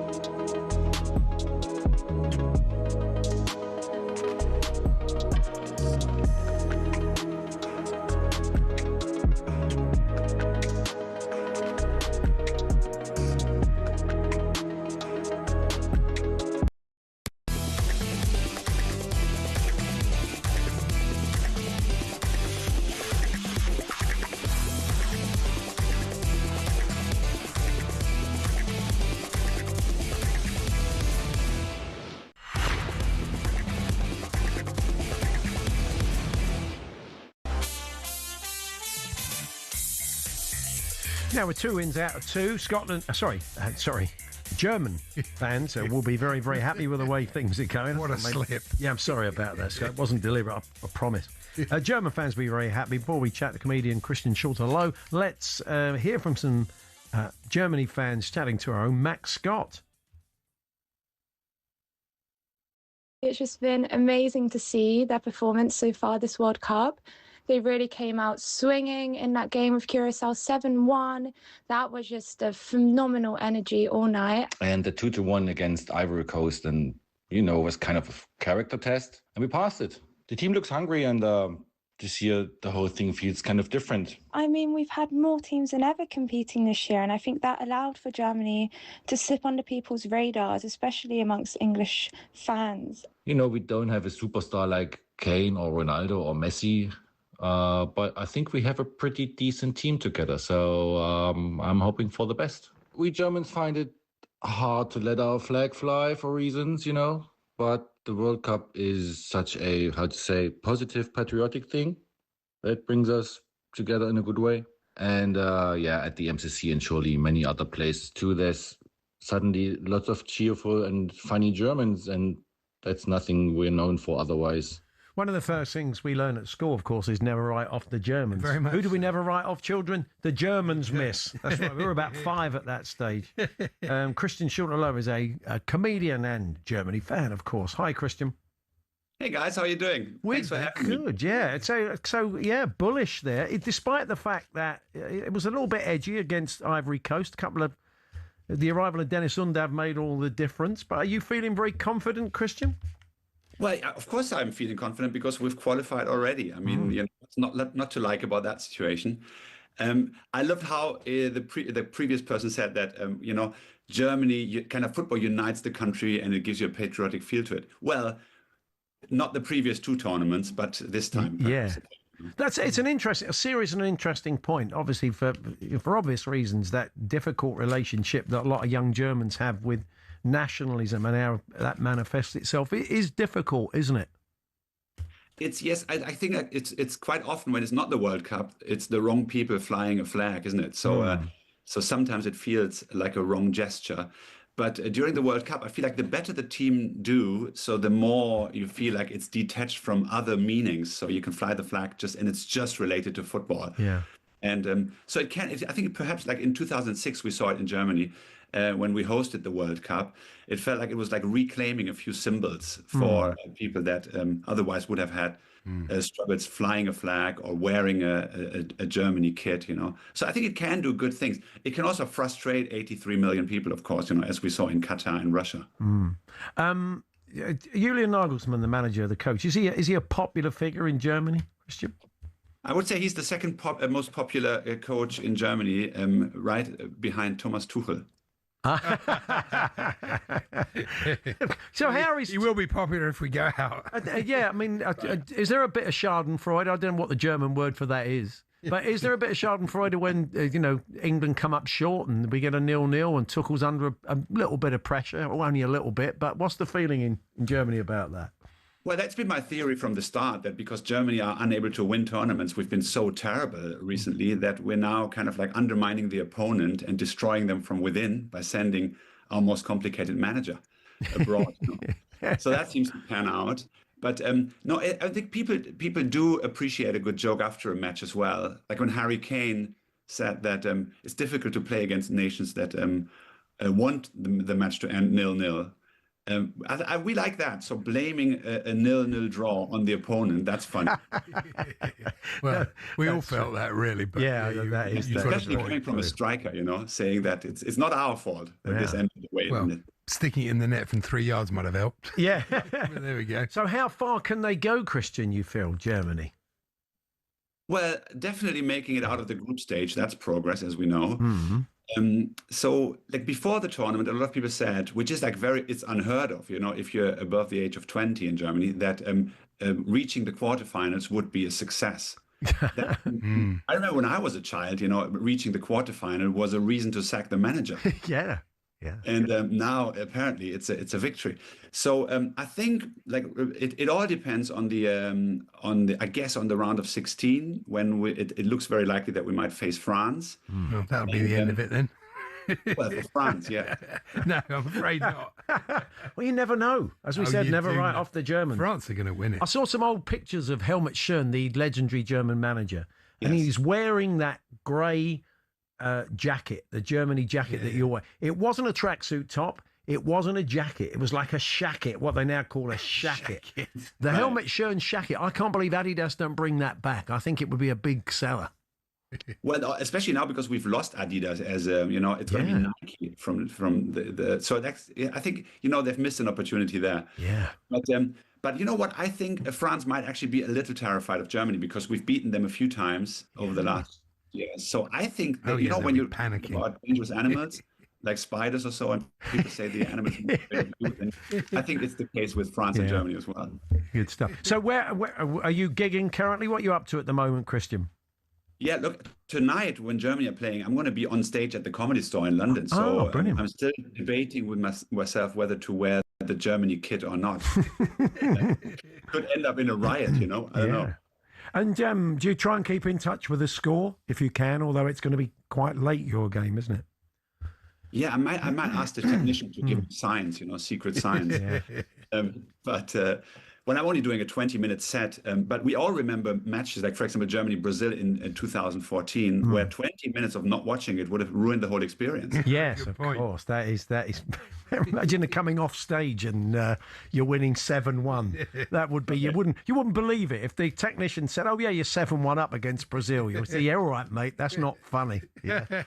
No way that would be funny. But also, I think I'm so glad that it all happened in 2014 because nowadays I would just think it's AI. Yeah, of course. Well, Christian, hopefully we'll catch up with you before the big game against France. Good to talk to you. Thank you very much. And you, good luck to England. Thank you. I know you mean that. Christian Schulter, the German comedian, and hopefully we'll catch up with him later in the tournament. That will be a good game. It's not. I'm joking. No, I mean they've got some very good players. Yeah. We shall see. Ecuador tonight, of course. And we'll keep you in touch. Big game for Ecuador. They need something out. Well, it's 9 o'clock, isn't it? It's one of the earlier ones. That's right. That's pretty decent. Stuart Pearce. Something on it because Ecuador need to win. I mean, obviously Germany are through, but Adrian Durham and Jim Proud for our team for that one. Anyway, the EFL fixtures out very shortly. Reacting to them will be Tony Cottee, reluctantly, I'm sure, as a West Ham fan. He'd rather not be doing that. Philip Clement, with big plans for Norwich, has made a great start as their manager, came in and made a huge difference to them at the tail end of last year. We'll be chatting to both of them. We'll sling a bit of Belgium chat in with Philippe, of course, the Belgian international. That's all to come in the final hour.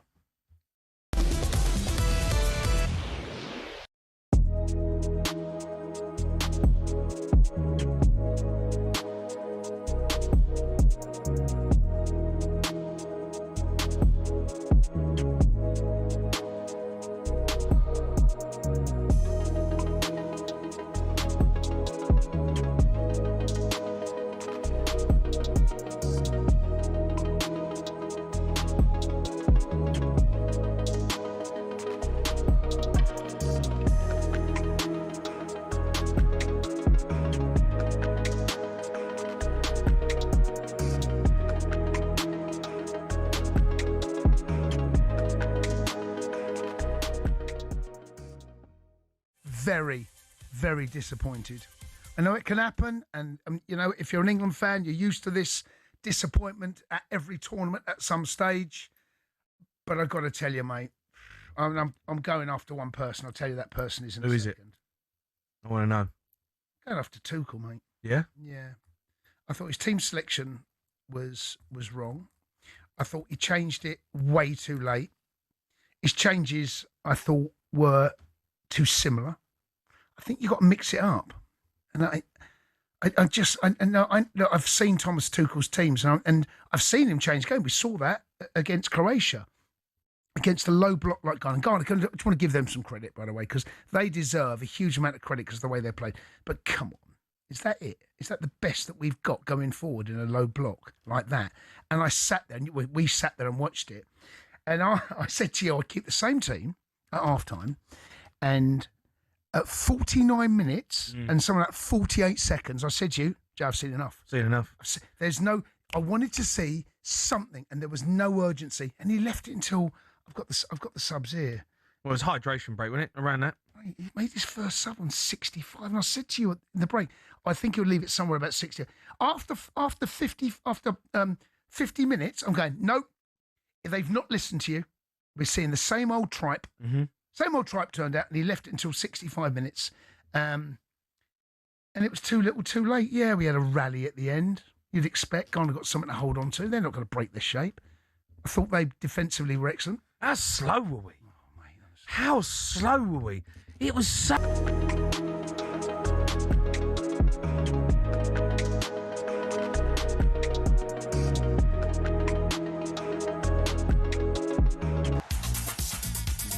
EFL fixtures live in a few moments' time after Will Hobbs with the sports headlines. Talk Sport. Cheers, Paul. Good afternoon. Steve Clarke's disappointed for his Scotland players who he said didn't reach the levels they're capable of. Don't forget that this group of players brought these fans to America. This group of players qualified. That's why the Scottish journalists are here. Otherwise, we're doing what we always do, we're sitting on the sofa. After Scotland's 3-0 defeat to Brazil, an upset Clarke stormed at another post-match interview. talkSPORT Scotland correspondent Shabana Hearn thinks that's not good enough. Stop walking away. How about people maybe want to know who have spent £10,000 to be there? Your thoughts on why you made this decision or why you did it that way?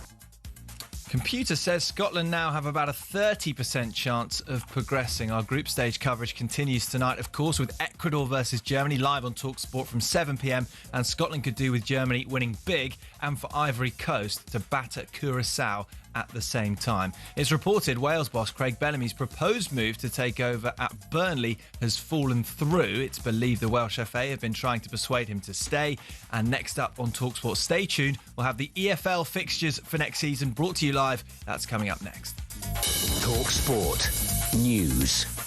The red warning for extreme heat's been extended as more forecasters warn of record-breaking temperatures, and at least 164 people have been killed in devastating earthquakes in Venezuela. More with Amelia at past.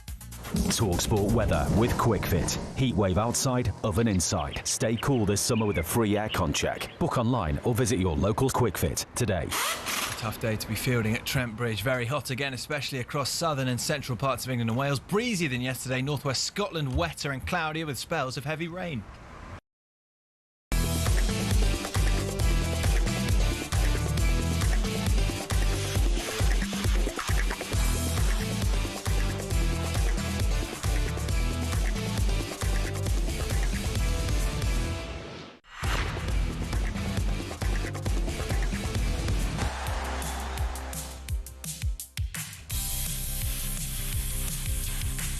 Good afternoon, it's Paul Hawksbee and Andy Jacobs here on talkSPORT. We're in the final hour of the show. Phil Keane will join us. He is a coach out in the States, and he's going to sort of fill us in on some of the ways the coaches are operating out in the States and in Mexico and Canada that maybe differs from what they're used to back home. That's including the recovery from all the travel, and it seems that England are travelling more than most because of their Kansas City base.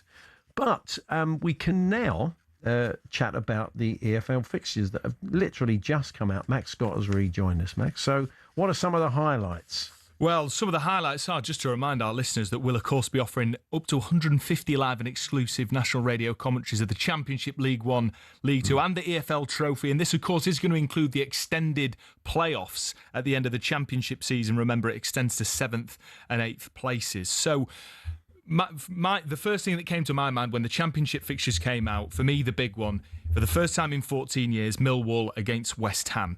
The first leg of that will be at Millwall, at the Den, on the 19th of September. Millwall against West Ham. The return fixture, West Ham against Millwall, 20th of February 2027. For the relegated sides from the Premier League, it's an all-Premier League opener to the season on Sunday the 16th of August for Burnley and West Ham. And then Wolves get the season underway Friday the 14th of August under the lights at the Molineux, Wolves against Blackburn. So sort of big opening day for West Ham and Burnley. Another big opener, a Welsh derby, Cardiff against Wrexham, that first Monday the 17th of August. And then again, Borough against Lincoln. So Lincoln's first game in the Championship is away at Borough Saturday the 15th of August. Yeah, I mean, I think it would be a bit more of we're going to have a chat with Tony Cotty shortly, but it would have been a bit more of a shock to the system for West Ham fans. They had been playing Lincoln. That is real not in Kansas anymore, Toto. Whereas if you're playing Burnley, it just feels like another game in the Premier League. Yeah, exactly. But then sort of speaking to executive producer Max, who's a big West Ham fan, saying that the sort of pressure's on then. If you lose away, the feeling's really negative for West Ham. Can I just point out the new big derby in the Championship, the Spygate derby? Oh, wow, yeah. Southampton at home to Middlesbrough. 28th of November is the first fixture. The return fixture, Middlesbrough Southampton, 13th of March 2027. So there's some huge games in the Championship. Just a reminder, if you just tuned in, Millwall West Ham, 19th of September. That is going to be huge. The first time in 14 years. Good stuff. So there we are. I see we've got the AFC Wimbledon versus MK Dons fixture as well. Yeah, that one stood out for me in League One. That's a big game. That, of course, we know the history of that. Some other key opening fixtures in League One, if you don't mind. Bit of a Midlands derby. It's not the one Leicester would be hoping for in the Premier League with the mighty Forest, but down there in League One, Russell Martin's opening game is away at Notts County, Saturday the 15th of August. That's an early kick-off midday. Also newly relegated Oxford take on MK Dons in their opener on the Saturday. Sheffield Wednesday, new lease of life, you would hope. They start away at Leyton Orient. And then, another big game opening in League One is Reading Luton Town on Saturday the 15th. So, now, Easter is always a big shop window for the Championship because there's games on Good Friday and Easter Monday, but not this season, mate. Yeah, there's no Easter weekend fixtures in the Championship because that's when the international break will Right. fall. It's a great shame because, the games are sort of, it's a great shop window for it. Those 2 big days, people Especially are that off. time of year when they it's go really to games, don't they? And you're right. There's a lot riding on those matches. Yeah, no, absolutely. But then you could say, those League 1 and 2 teams are going to take all the limelight. And just finally on League 2, a couple of opening fixtures for you to look at. Ones that stick out to me. Newly promoted Rochdale travel to Newport County Saturday the 15th of August, and then York City at home to Bristol Rovers. You can head to the website talksport.com to check out your team's fixtures for next season. They're all out for the EFL, so yeah, big day in the EFL. Fantastic. Thank you very much, Max. Just some other highlights of the EFL fixture. This Philippe Clement will join us a little bit later on. The Norwich City manager will be chatting to him. They're having a hydration break in the cricket. Yes, that's right. Or drinks, as we like to call them. Right. While they do that, I'm sure hydrating himself currently, Sam Ellard watching for us. Hi, Sam. What's going on? I have a feeling, guys, unfortunately, this could be a long day for England's fielders in the baking hot heat at Trent Bridge. New Zealand winning the toss and batting first. They are 54 without loss at the first hydration break on day 1 of this third Test match. Conway 21, Latham 30. It looks an absolute beauty to bat on. There's been 2 chances for England in that first hour. Jofra Archer drawing an edge from Tom Latham. The ball flying past the cordon. Ben Stokes with the previous ball taken out third slip to point, and the very next ball, a loose drive from Tom Latham, goes through vacant first slip, much to the annoyance of Jofra Archer. Sherwood Bashir has come into the attack after 10 overs on day 1 of a Test match. I know that statisticians are already trying to look up the earliest time we've seen a spinner introduced in a Test match. I can't ever remember, certainly in my lifetime, it being before 10 overs on the first day. There was half a chance for Joe Root to cover. Devon Conway loosely driving on the up up, and Joe Root at cover, diving to his right-hand side. He got a fingertip on it, went through him, and runs for Devon Conway. Other than that, though, the two batters looking pretty good touch. They're playing nicely. They look in complete control. Conway's got 21, Latham's got 30. New Zealand winning the toss, batting first, 54 without loss. Yeah, about 350 for one by the end of the day. Okay, well, that's Andy's little flutter if you fancy one. Thank you, Sam. So, as we said, the EFL fixtures are out, and all eyes, of course, often to the relegated sides, one of which is West Ham. Joining us now, the former West Ham and England striker, Tony Cotty. Hi, Tony. Hi, Paul. Hi, Andy. Apologies, I can't get my camera to work, so you'll have to listen. Right. We know you haven't changed since when you were playing for West Ham. You look as great as ever, that's right. So we've all got a picture in our mind's eye of you. So first, let's salute the fans. No one's ever questioned the dedication and devotion of the West Ham fan base. It's always felt a bit Lions led by donkeys, really. So 35,000 season tickets sold. Fair play to them, I'd say. Yeah, I think they're going to nudge up towards 40,000, and I think that's probably without doing Kids for a Quid and things like that, Paul, which they've done previously in the Championship. So it'd be nice to think that you'd be getting on for sort of sellouts every week. And it's going to be a new experience for a lot of fans. I mean, they've not been relegated for 15 years. So for a lot of the youngsters, a lot of the younger fans that saw West Ham win the Conference League 3 years ago, it's a new experience for everyone. For old people like me, it's just, oh, here we go again sort of thing, you know. So, I'm sort of looking forward to it, although I must admit the first fixture, Burnley away on Sunday at 4 o'clock, has not really whet the appetite too much. It could be fun for the fans if they start winning. You know, it's much better than what they've been through in the last few years. So. Yeah, I mean, it is a tough old league. You know, it's Saturday, Wednesday. It's pretty attritional, and you really have to be on it, don't you? Because for all those teams that come up, there are teams like Stoke, for example, who kind of get mired. Yeah, well, and Leicester. What about one of my other old clubs? Of course, yeah. Luton as well. I know not as big a club as Leicester or West Ham, but you've got to be very careful. I mean, I must admit, I'm slightly concerned at the moment. I mean, there's been a lot going on at board level that's been, widely publicised. That needs to be sorted out at board level so that you've got people at the club, the right people making the right decisions. And they've got to get on with it. You know, there's going to be a lot of unhappy players there, players that will feel that they should be playing in the Premier League and not the Championship. So you've got to deal with those players. Yeah, it's their fault, though, isn't it? Work out the team and who you're going to play for next season. So, if they're not careful, all of a sudden it'll be a week before the transfer window shuts. And if you haven't sold or bought anyone, then there's going to be absolute chaos at the club. Yeah, they've got to decide. Sorry, Paul. They've got to decide that they've got Fernandes, who Spurs and other clubs, and Manchester United, Somerville, another player that people want, and of course Bowen. The feeling is, though, Tony, that Bowen will probably stay because of his loyalty to the club. Might give you another season, you think? Yeah, well, it might be more to the point that Danny Dyer will have him up against the wall. Jared's got a very difficult decision to make. Many, many years ago, I left my club. West Ham's my club. You all know that. And, I had to make a professional decision. And Jared's going to have to do the same thing. I mean, yes, of course, the fans want him to stay. Yes, of course, the club want him to stay. But, it's going to be a personal decision for Jared. And if I was him, I would be absolutely gutted, particularly after watching those first two England games, that he's not in the England squad, because he gives something different to not just to West Ham, but to England as well. So, he's 29 now and he's got his big 5-year, if you like, last contract coming up. He's got to make the right decision. And ironically, of course, the other club he's being linked with is Everton. David Moyes would like to take him to Everton. I think that there's quite a few players that David Moyes would like to take to. They've constantly been linked with Souček. I think I saw he got injured yesterday. And there'll be other players that David Moyes will be a fan of. So, but it's reality and the fact of getting relegated. Your boys would have had the same, Paul. If you get relegated, sure. There's going to be a mass clear out, and unfortunately, it was West Ham that went down. Yeah. We picked out the Millwall games. That was the first thing that Max went to. 19th of September at the Den, and at your place, 20th of Feb. So they are going to be fiery old matches, aren't they? Yeah, I would have thought the home game, they'll probably shut Westfield and it'll be a 9 o'clock in the morning kickoff.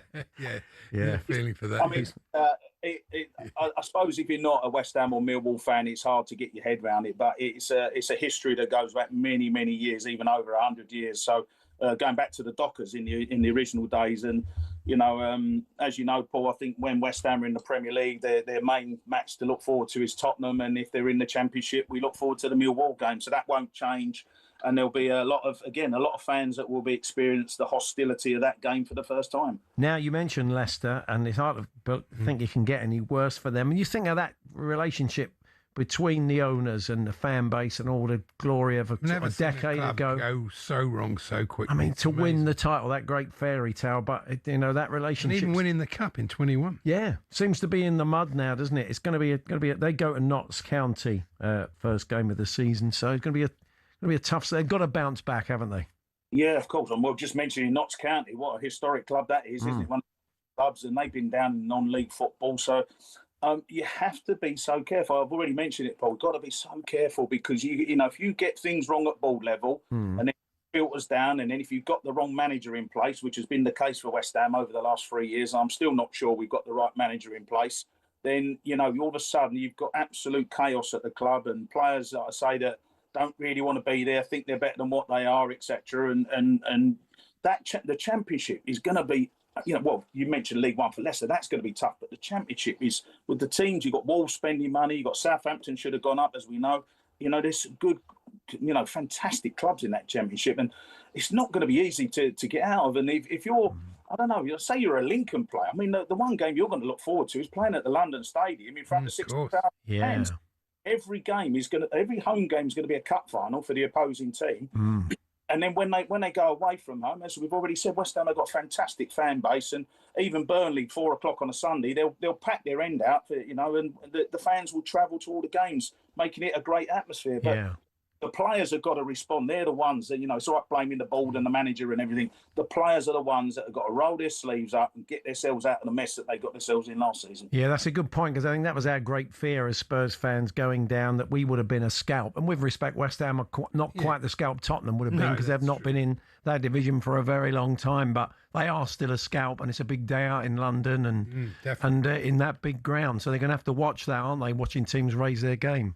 Yeah, and you've got to do it, and they'll do what Ghana did the other night and put 11 men behind the ball and counter attack, and you can't keep moaning about it. You've got to deal with it. Those sort of tactics have been in football for years. I get so frustrated, and you're thinking, oh, we didn't realise Ghana were going to play like that. Well, we all knew Ghana were going to play like that. And the great Liverpool team of the 80s, the Man U team of the 90s, they've had to play against 11 men behind the ball, and you've got to break teams down. And I'm not comparing West Ham with those fantastic teams, obviously, or even England, but, in relation, West Ham are going to have difficulties at home when teams put a lot of players behind the ball. We spoke to Alan Pardew yesterday after the Ghana game, Tony, and he was feeling, we were sort of saying that what they needed at one point was a little bit of chaos. It all got very predictable. They dealt with all the set pieces. We couldn't get in behind them the way they set up. And a little bit of chaos may be in the shape. He mentioned Dan Burn for set pieces, but he also mentioned Ivan Toney. And you just felt someone to get on the end of stuff for Kane to maybe feed off, and some of those other players to get around him. It was a mistake not bringing him on. It did seem. I mean, he scored a lot of goals in these behind closed doors friendlies, so you'll probably get some game time tomorrow night or Saturday night. So, what did you think of that, Tony? I think tactically you've got to, Paul. Listen, I get the first half was poor, wasn't it? And then you go half time, you do your team talk with the players, and then you say, well, we'll give it another 10, 15 minutes. I get all that. But everyone could see after 50 minutes, in other words, 5 minutes of the second half, it wasn't working. And you've got to do something different. Rashford made a difference when he came on. O'Reilly made a difference, but they should have been playing in the first place. And, you've got your options. If you've got a big lad, whether it's Dan Burn or me personally, I would have taken Harry Maguire. You could have put Harry Maguire up front for 10 minutes, or Ivan Toney, or whatever. Just do something different rather than just let things peter out to a 0-0 draw. And in the end, we got away with it, didn't we? I mean, we could easily have conceded a penalty or whatever. And all of a sudden it's not looking so good. And then you go into the other half of the draw and you're playing Spain's and France's and that, I mean, we're going to win the group. We're going to beat Panama and that. But going forward, and this is why I was critical of Tuchel when he announced his squad. In my opinion, there were 6 players in that squad who are not going to either play a game or can't change a game. Yeah. You leave Cole Palmer behind, Morgan Gibbs-White behind, Jarrod Bowen behind, Trent Alexander behind, Harry Maguire. They're players that can make a difference when you get the tight games, the likes of Ghana and that. I mean, whoever we play, in the next round, in the first knockout phase, it's going to be a third-place team that's qualified.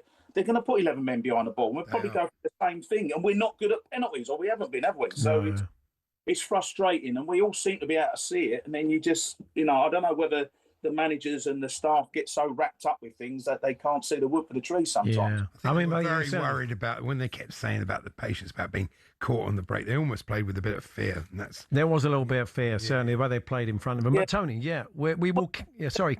Set pieces were dreadful, weren't they? Yeah. And it's right saying get the big man up front, but if you can't beat the first man, no. With Declan Rice and and others taking free kicks at corners, it was just so frustrating to watch, because we all know we've got good players. We all know that possibly we can win the World Cup, but unless we play a lot better than that, the first time we come up against a good team or play against the elements, will be the case when we play Mexico at 7,000 feet. Yeah. It's going to be an easy game. Tony, thank you. Enjoy the season. I'll miss the derby, so I'd like to see you bounce back. So all the best. Tottenham stayed up instead of us, Paul, as you know. Cheers, Tony. We'll catch up with you soon. Thank you. That's Tony Cotley, the former West Ham and England striker. It's going to look bad on Tuchel if we don't get to at least the semi-final. Yeah. People are going to think, why on earth are they giving him another contract? We're going to see how the weather's going to feed into tonight's games. We'll cherry pick a couple of games for you. Stephen Morgan from Fox Weather in the USA joining us, and Shabana Hearn will be back. A really interesting conversation she had with Andy and Benty on breakfast this morning about Steve Clarke, and we'll be chatting to her about that and her feelings. Now the dust has settled a bit. And then Philippe Clement joining us, the Norwich City manager, as the fixtures come out for the Championship and the EFL.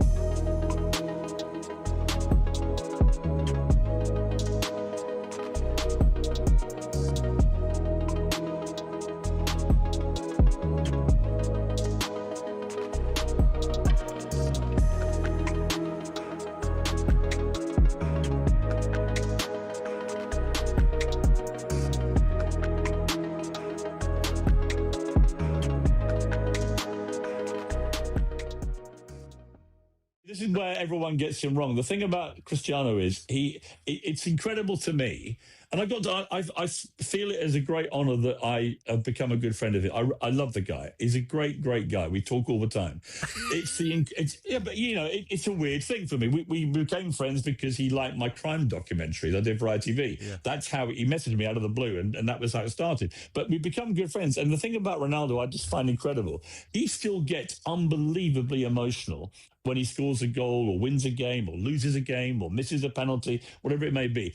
To do that at 41 when you're a billionaire, and you've done everything in the game, it shows you that all that matters to him is football. It shows you that you're playing against Uzbekistan. In the last Euros 2024, he didn't score one goal.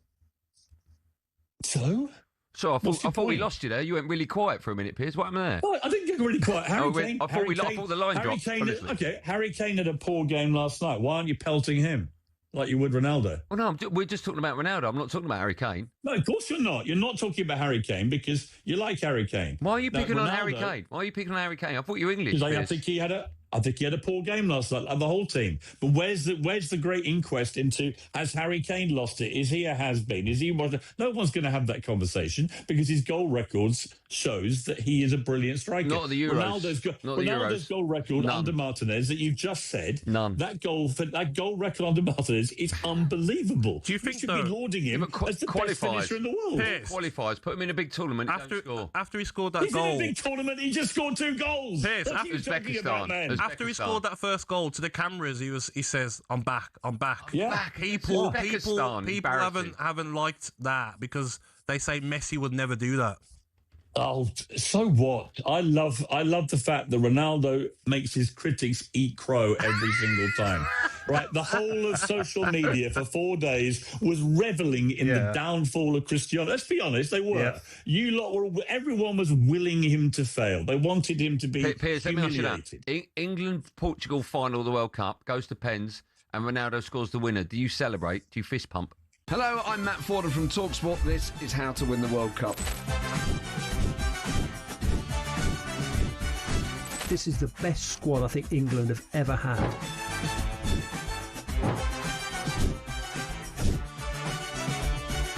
He used to love America, now he doesn't. It's very sad. It was so important to succeed because of all the pressure we received. Don't jump for this one, I'm going to knock his head off. Warning, this podcast does not guarantee England will actually win anything.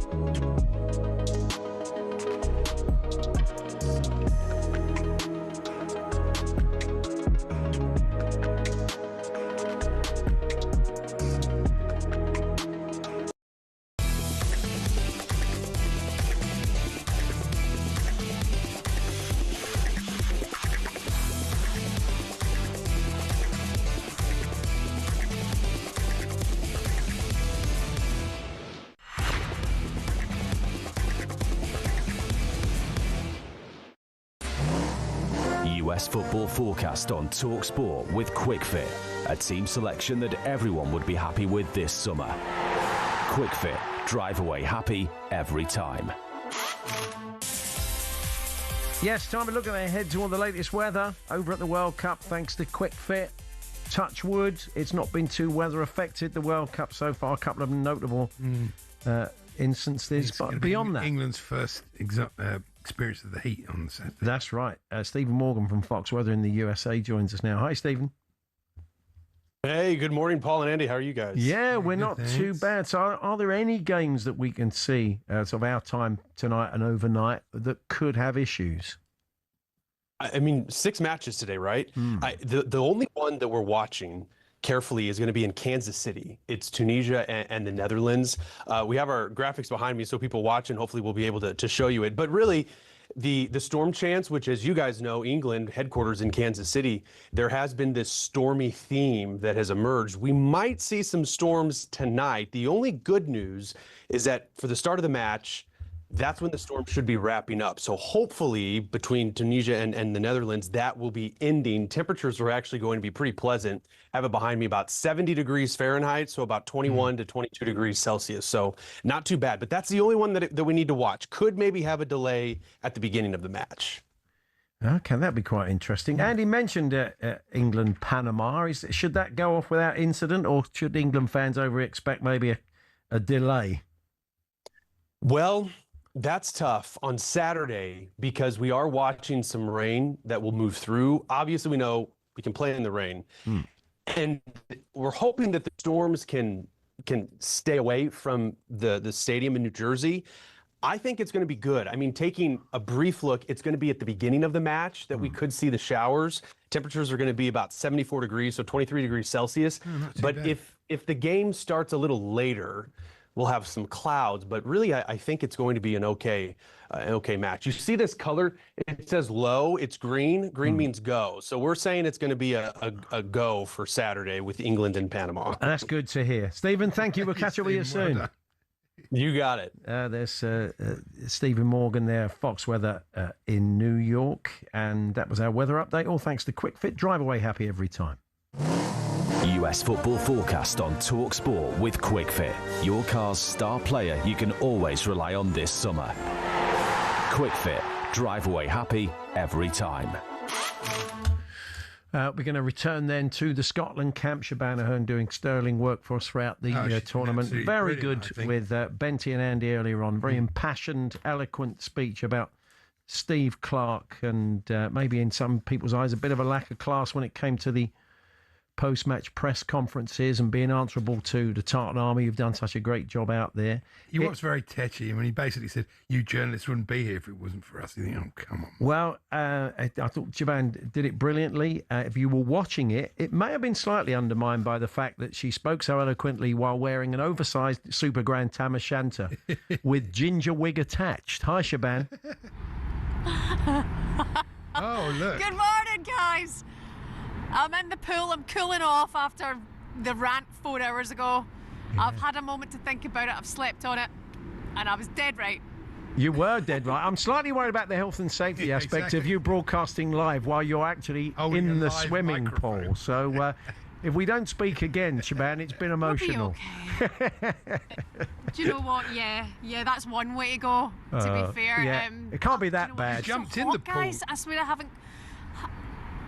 Yeah, we just thought we would bring you a little bit of Miami to the studio back home. So it was better to do that and lounge in the pool with a glass of water at 7 in the morning. Oh, there you go. But yeah, guys, it's so toasty. I thought last night was almost unbearable. It felt unbearable side of that pitch, albeit it was an absolutely incredible experience. And yeah, I mean, honestly, my thoughts on Steve are the same. You know, it just disappoints me, you know, when you can see the media in the good times and not look at them in the bad times. And I saw some comments there before I jumped in the pool that he owes you nothing, and it's like, no, there's an obligation. There is an obligation. That's just the rules. That's how it works. And you know, storming off, I know this doesn't affect any of the reporters who he stormed off from. You know, they're cool, they've got it.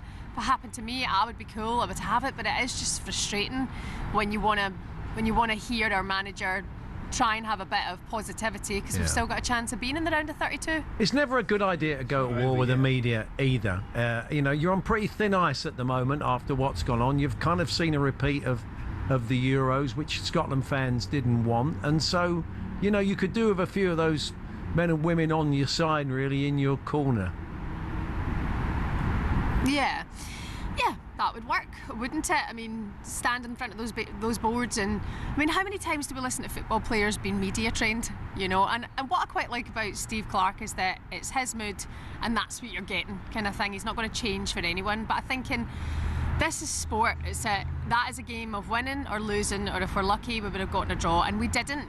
So I think for you to show that bad sportsmanship and storm off on your own, the kind of reporters, it's just annoying. Do you know, it's not going to get us anywhere, and I think it shows that we've got a lot of work to do on that front as well, because, I mean, I look at Thomas Tuchel, I look at all the other managers, and, you know, they're on side with the media in those moments, despite the results, and then we look like we've got this vibrant fan base and we're marching all over America, and then that's what we get at full time after Brazil.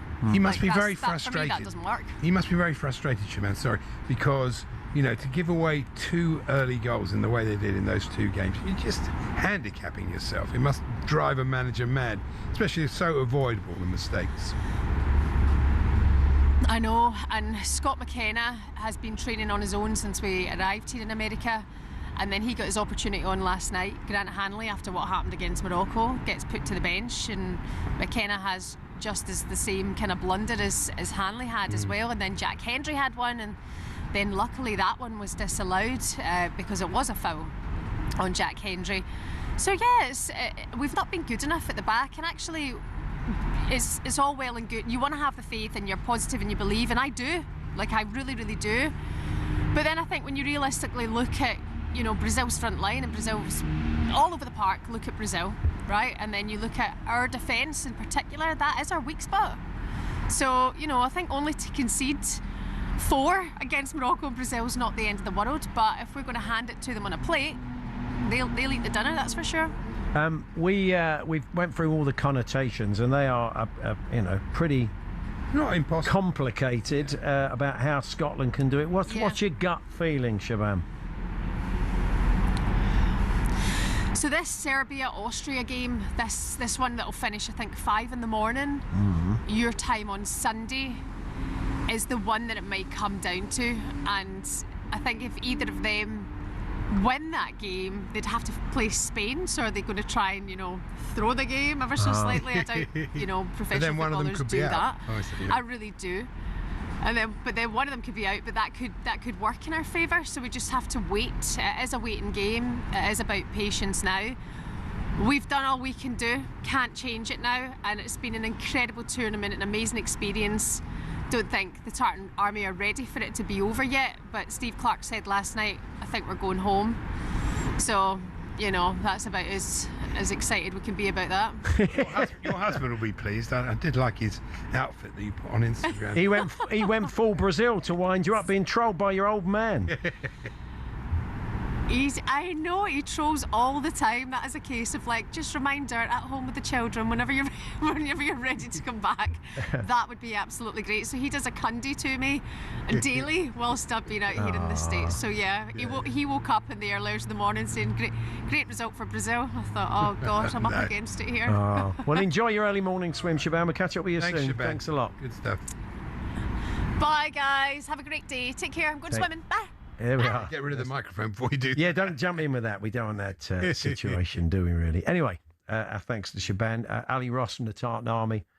He's going to send us a little postcard from Miami very shortly before we hand over to Jim and Simon at 1. Also going to speak to someone with Premier League experience now working out in the States and giving us a bit of insight into what some of the coaches are dealing with. And Philippe Clement's going to join us next. Norwich City coach. He's been perusing the fixtures, I'm sure, and he's got some boys out of the World Cup, one of which we can find out a little bit more about because he'll be taking on England tomorrow night. So that's coming up after the news headlines.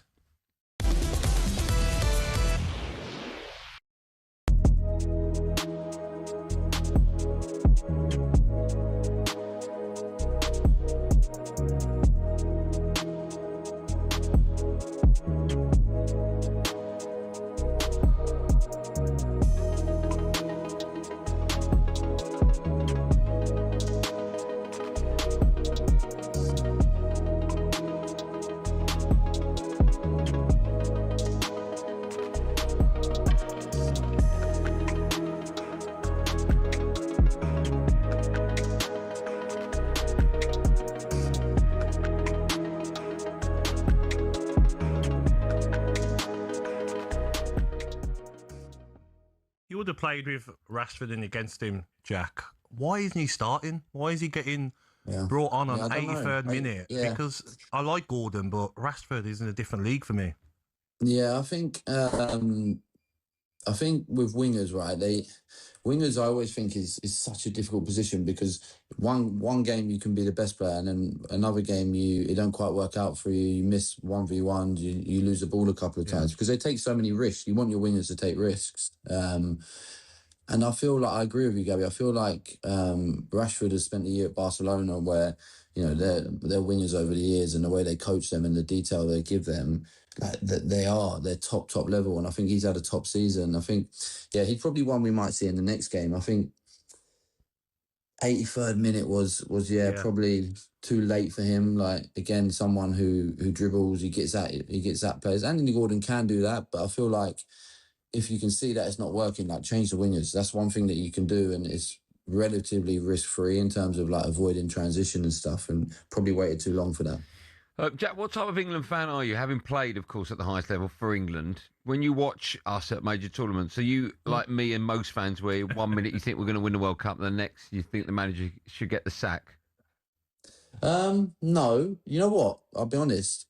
Gareth Southgate left me out of 2018. So when he was in charge, of course I wanted England to win, but there was always that little bit of anger in me. So this is actually probably the first one where I'm like a proper fan. And no, I think, I was talking to someone last night and they were asking me who do you think's favourites, and I don't think like right now, like it doesn't really matter who's doing well, who's not doing well. I think Argentina lost their first game when they won it last time, and this tournament's a little bit longer as well. So I don't know, I'm relaxed, maybe a little bit too relaxed, and I think we will come good. We got a game on Saturday where like we can play probably to 80% of what we can do and win the game. So yeah, we need to build our momentum, and I still. USA 94. What a summer when football became soccer in the blazing heat. It was also the tournament where fashion peaked. This, my friends, is Alexi Lalas. No, he wasn't Scottish. That's a full-blooded American right there. But in all seriousness, forget the hair. Look at the jersey. Dreamy 90s clobber. And it was everywhere. That's the legend that's Georgie Hagi of Romania, Brazilian shot stopper, Tafarel. and a Dutch guy. I mean, this was the period we were getting top quality in the Premier League too, but the national team designers raised the level even higher. The pitch was their catwalk as we got Germany, Bolivia, Sweden absolutely rocking it. The kind of kit we're shelling out for on retro sites to this day. And Spain, another beauty. 10 points if you recognise that guy. Of course, this was America, so the cheerleaders didn't want to be outdone.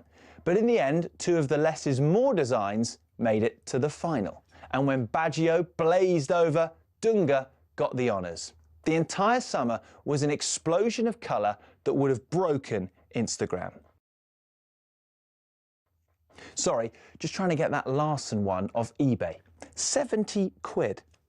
Bargain.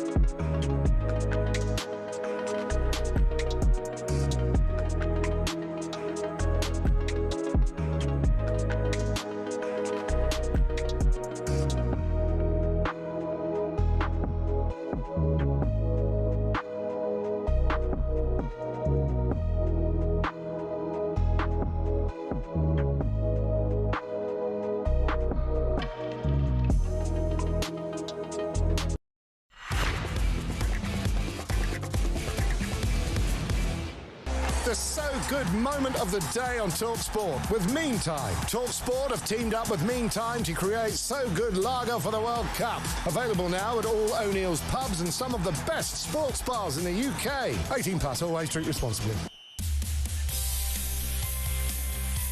Time now to look ahead at the So Good moment of the day with our good friends at Meantime. And we have gone for Haiti's second goal that put them 2-1 ahead last night. It wasn't to be. They were up against it, of course, against a better side, but they gave it a go, which may be a feeling that some Scotland fans are feeling that their team could have done last night. Let's bring you that moment. It was Sunderland's Wilson Isidore who got the goal. It was an absolute cracker.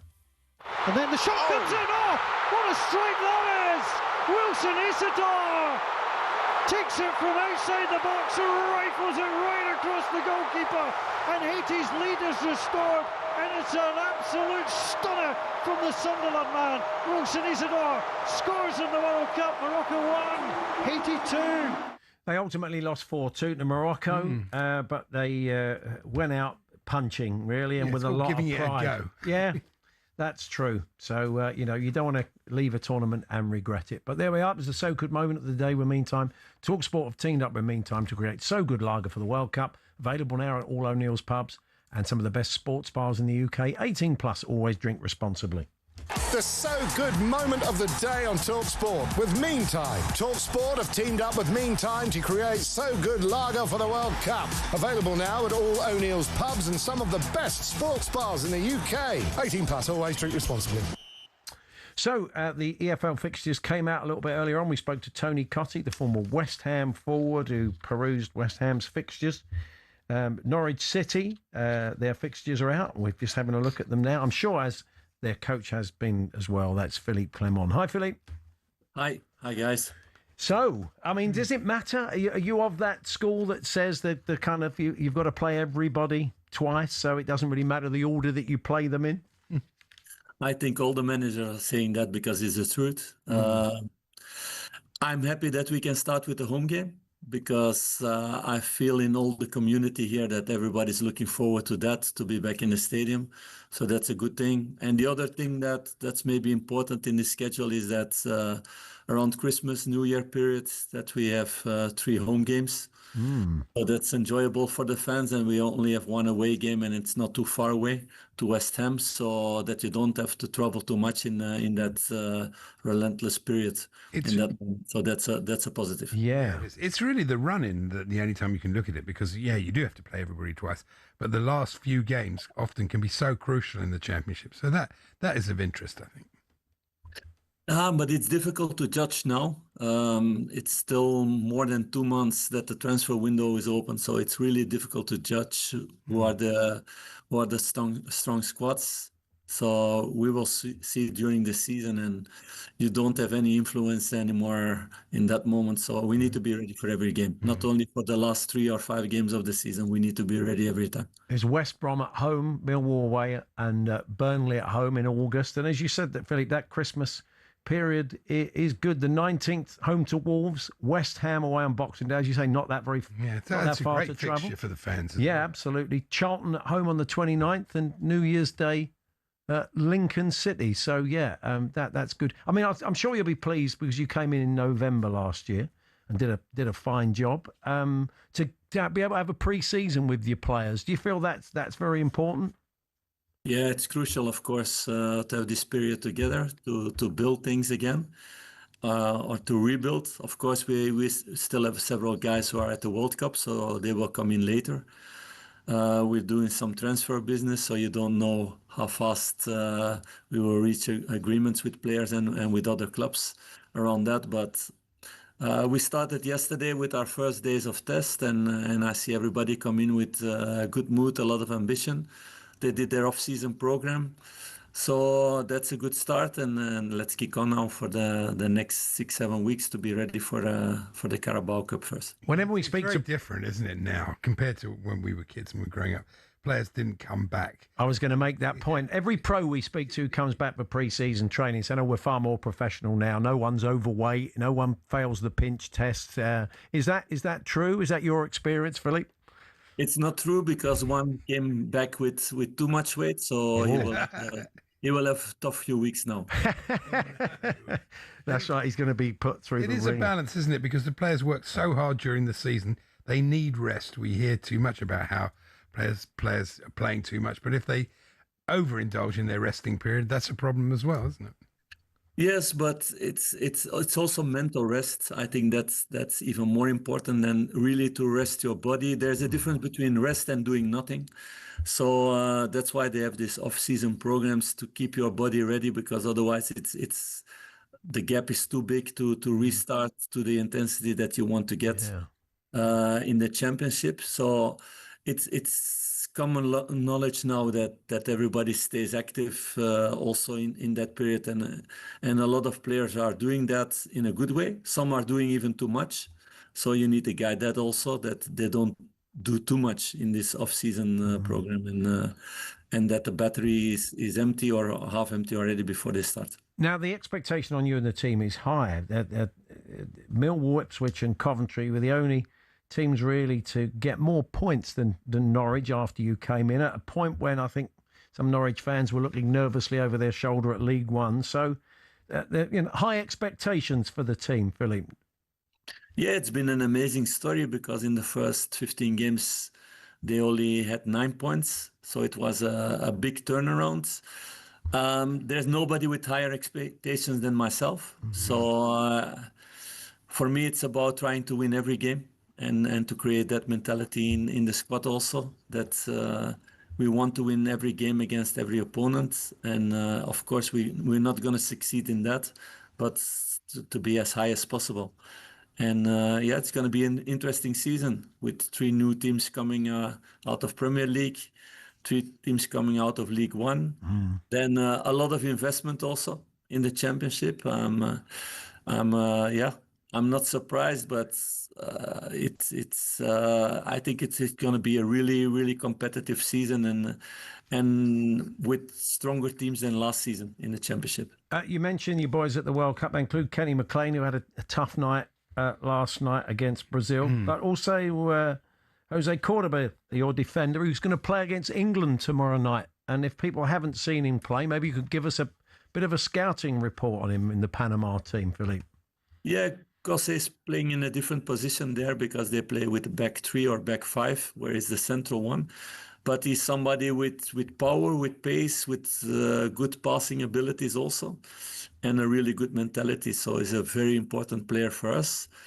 They are already eliminated from the World Cup now, even if they would win against England, what would be a really, really big surprise. So, but for him, it's a really good test also to play against all these top players. Finally, a word on Belgium. Your old international team, of course. They're making sort of quite hard work of it, Philippe, aren't they, qualifying? Yeah, but this is a different generation than the generation that we had for a long while. And also from this golden generation, several players are getting older, don't have the same legs anymore than they had. Of course, Lukaku almost didn't play this season. And then suddenly you need to play a World Cup. So that's quite of mission impossible to be really at your best. Kevin De Bruyne had also his injury problems, and they're super important for us. So we have a few young, talented guys, but they don't have the experience yet. So I think it's a little bit a transitional period for the Belgian national team to create a new generation again.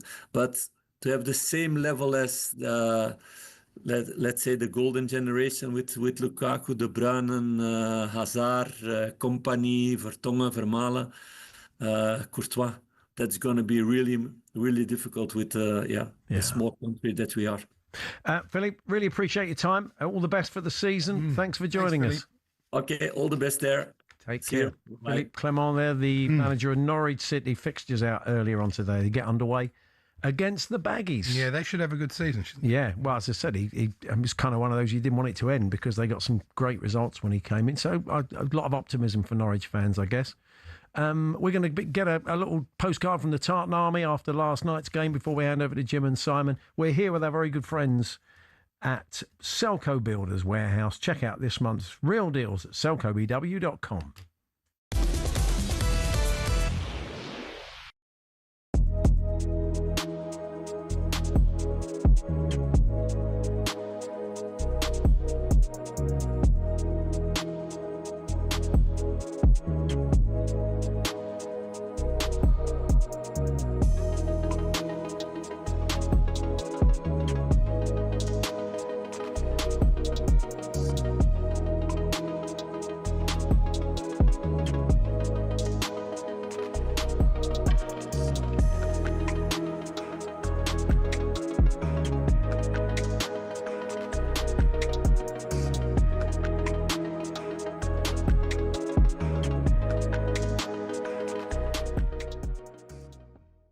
Hi, Reece.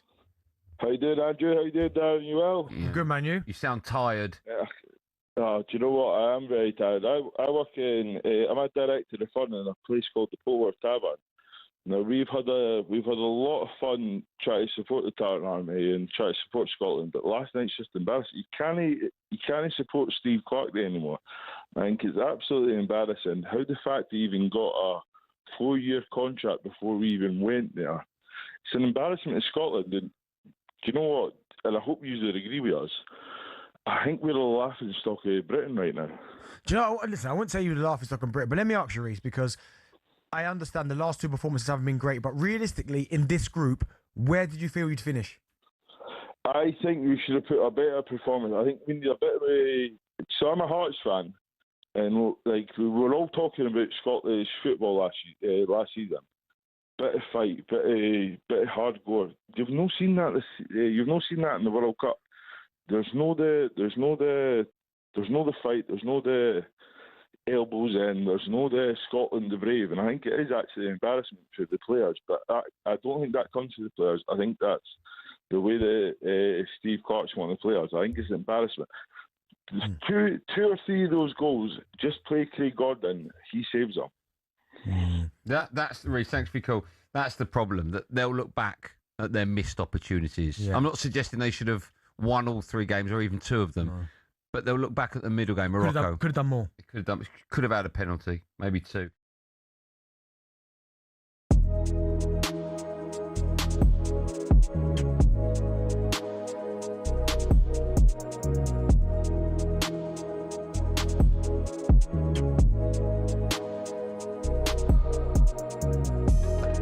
Get ready to get that winning feeling with talkSPORT Win. This summer, talkSPORT is bringing you live and official coverage of every game of the FIFA World Cup 2026. And to celebrate, we're giving away £26,000 guaranteed. Go to win.talksport.com to enter now, and you could win 26 grand in your hand, tax-free. Enter now, and you could be the next to get that winning feeling, courtesy of talkSPORT Win. Find out how to enter now at win.talksport.com.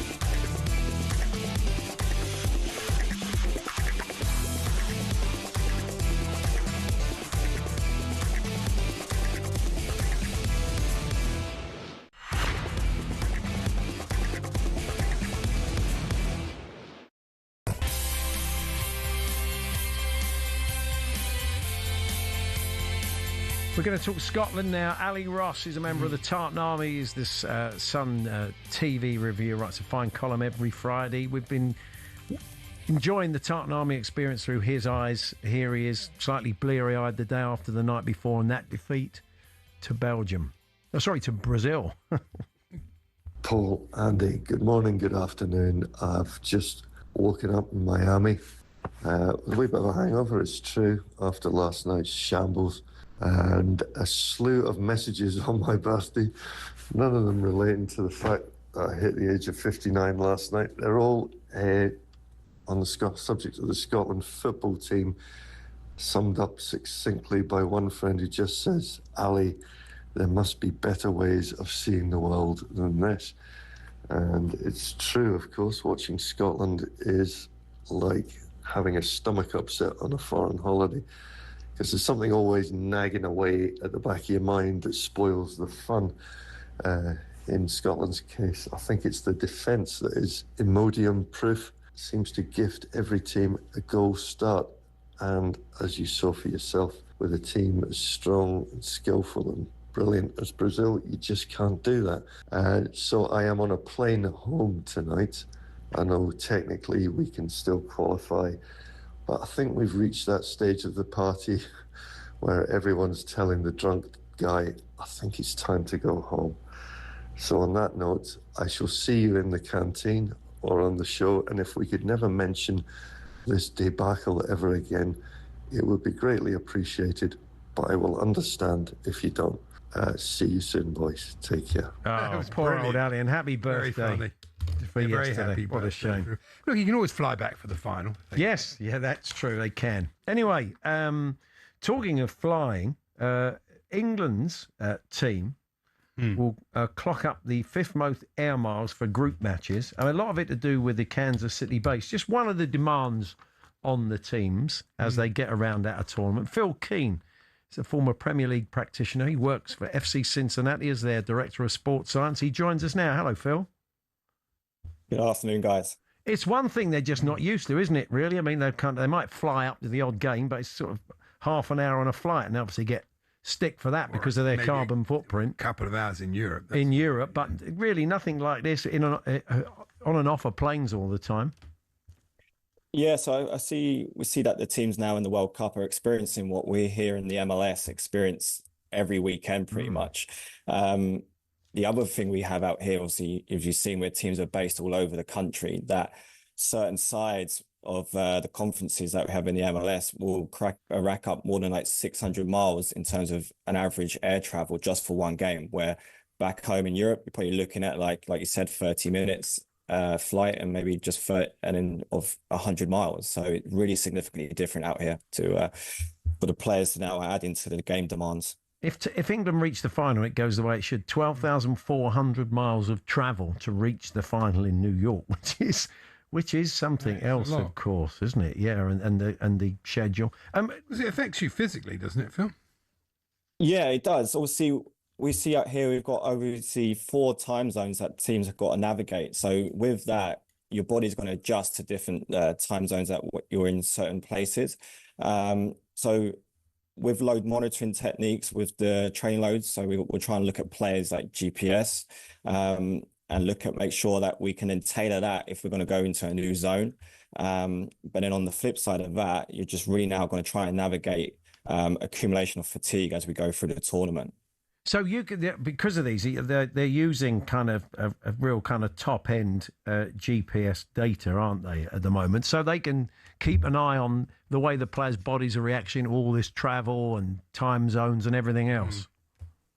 Yeah, the unique aspect of this tournament is that, like we said, we've got the time zones, we've got the climate on top of training and game performance. So you'll see that players wearing these GPS vests. Here at Cincinnati, we use talkSPORT, which England and Scotland are using. So from that, we can ensure that players are hitting the right training loads from a build up to competition. But then also we can then see from a game perspective how taxing that game was, and then we can tailor the relevant recovery sessions. And I think we've seen that with some teams have been doing more some mobility and low level technical sessions post games. And so these England boys are in the talkSPORT technology. That's how they're all being monitored. Is that right? That's correct. Yes. So we can see that this World Cup has probably been one of the most advancements in technology, and every team's going to be having their own training and monitoring techniques. And obviously, we're fortunate to be with talkSPORT. And so, like I said, with England and Scotland also using that technology, which really allows us to dial in on the players' performance and see how hard they're actually working in training, but also the game taxation. And just one final one very quickly on playing at altitude, which could be the case for some teams not used to that, certainly in Mexico City. Yeah, so that's over like 2,000 meters above sea level. So with altitude, obviously, there's less oxygen to work with, so it's going to require the body to work even harder. And then with that, it's going to require more energy. Therefore, players potentially would then be more taxed and more fatigued than they would be at sea level. Yeah, I mean, they're quite an advantage for Mexico, because it's not like the tournaments in Mexico and people are acclimatized. People are flying in from America to play. Yeah, Guadalajara is 5,138 feet. Mexico City 7,350 feet, as Tony Cottee alluded to earlier on. But Phil, we're out of time. But good to talk to you. Appreciate your time. Thanks for joining us. Thank you, guys. Phil Keane there has worked in the Premier League, currently at Cincinnati FC, their Director of Sports Science. And that is us. I take it we'll have a little postcard from Stan Collymore tomorrow, touring round at the World Cup. We'll build up to England, Panama. Hope that Scotland can get some of those equations working for them overnight in the games to allow them to be at the next stage. Thanks for your company today. Coming up next, Jim White. I'm sure Simon will take it easy on him. I'm sure he will after the game yesterday. Yeah, absolutely. They're live from New York. We'll see you tomorrow.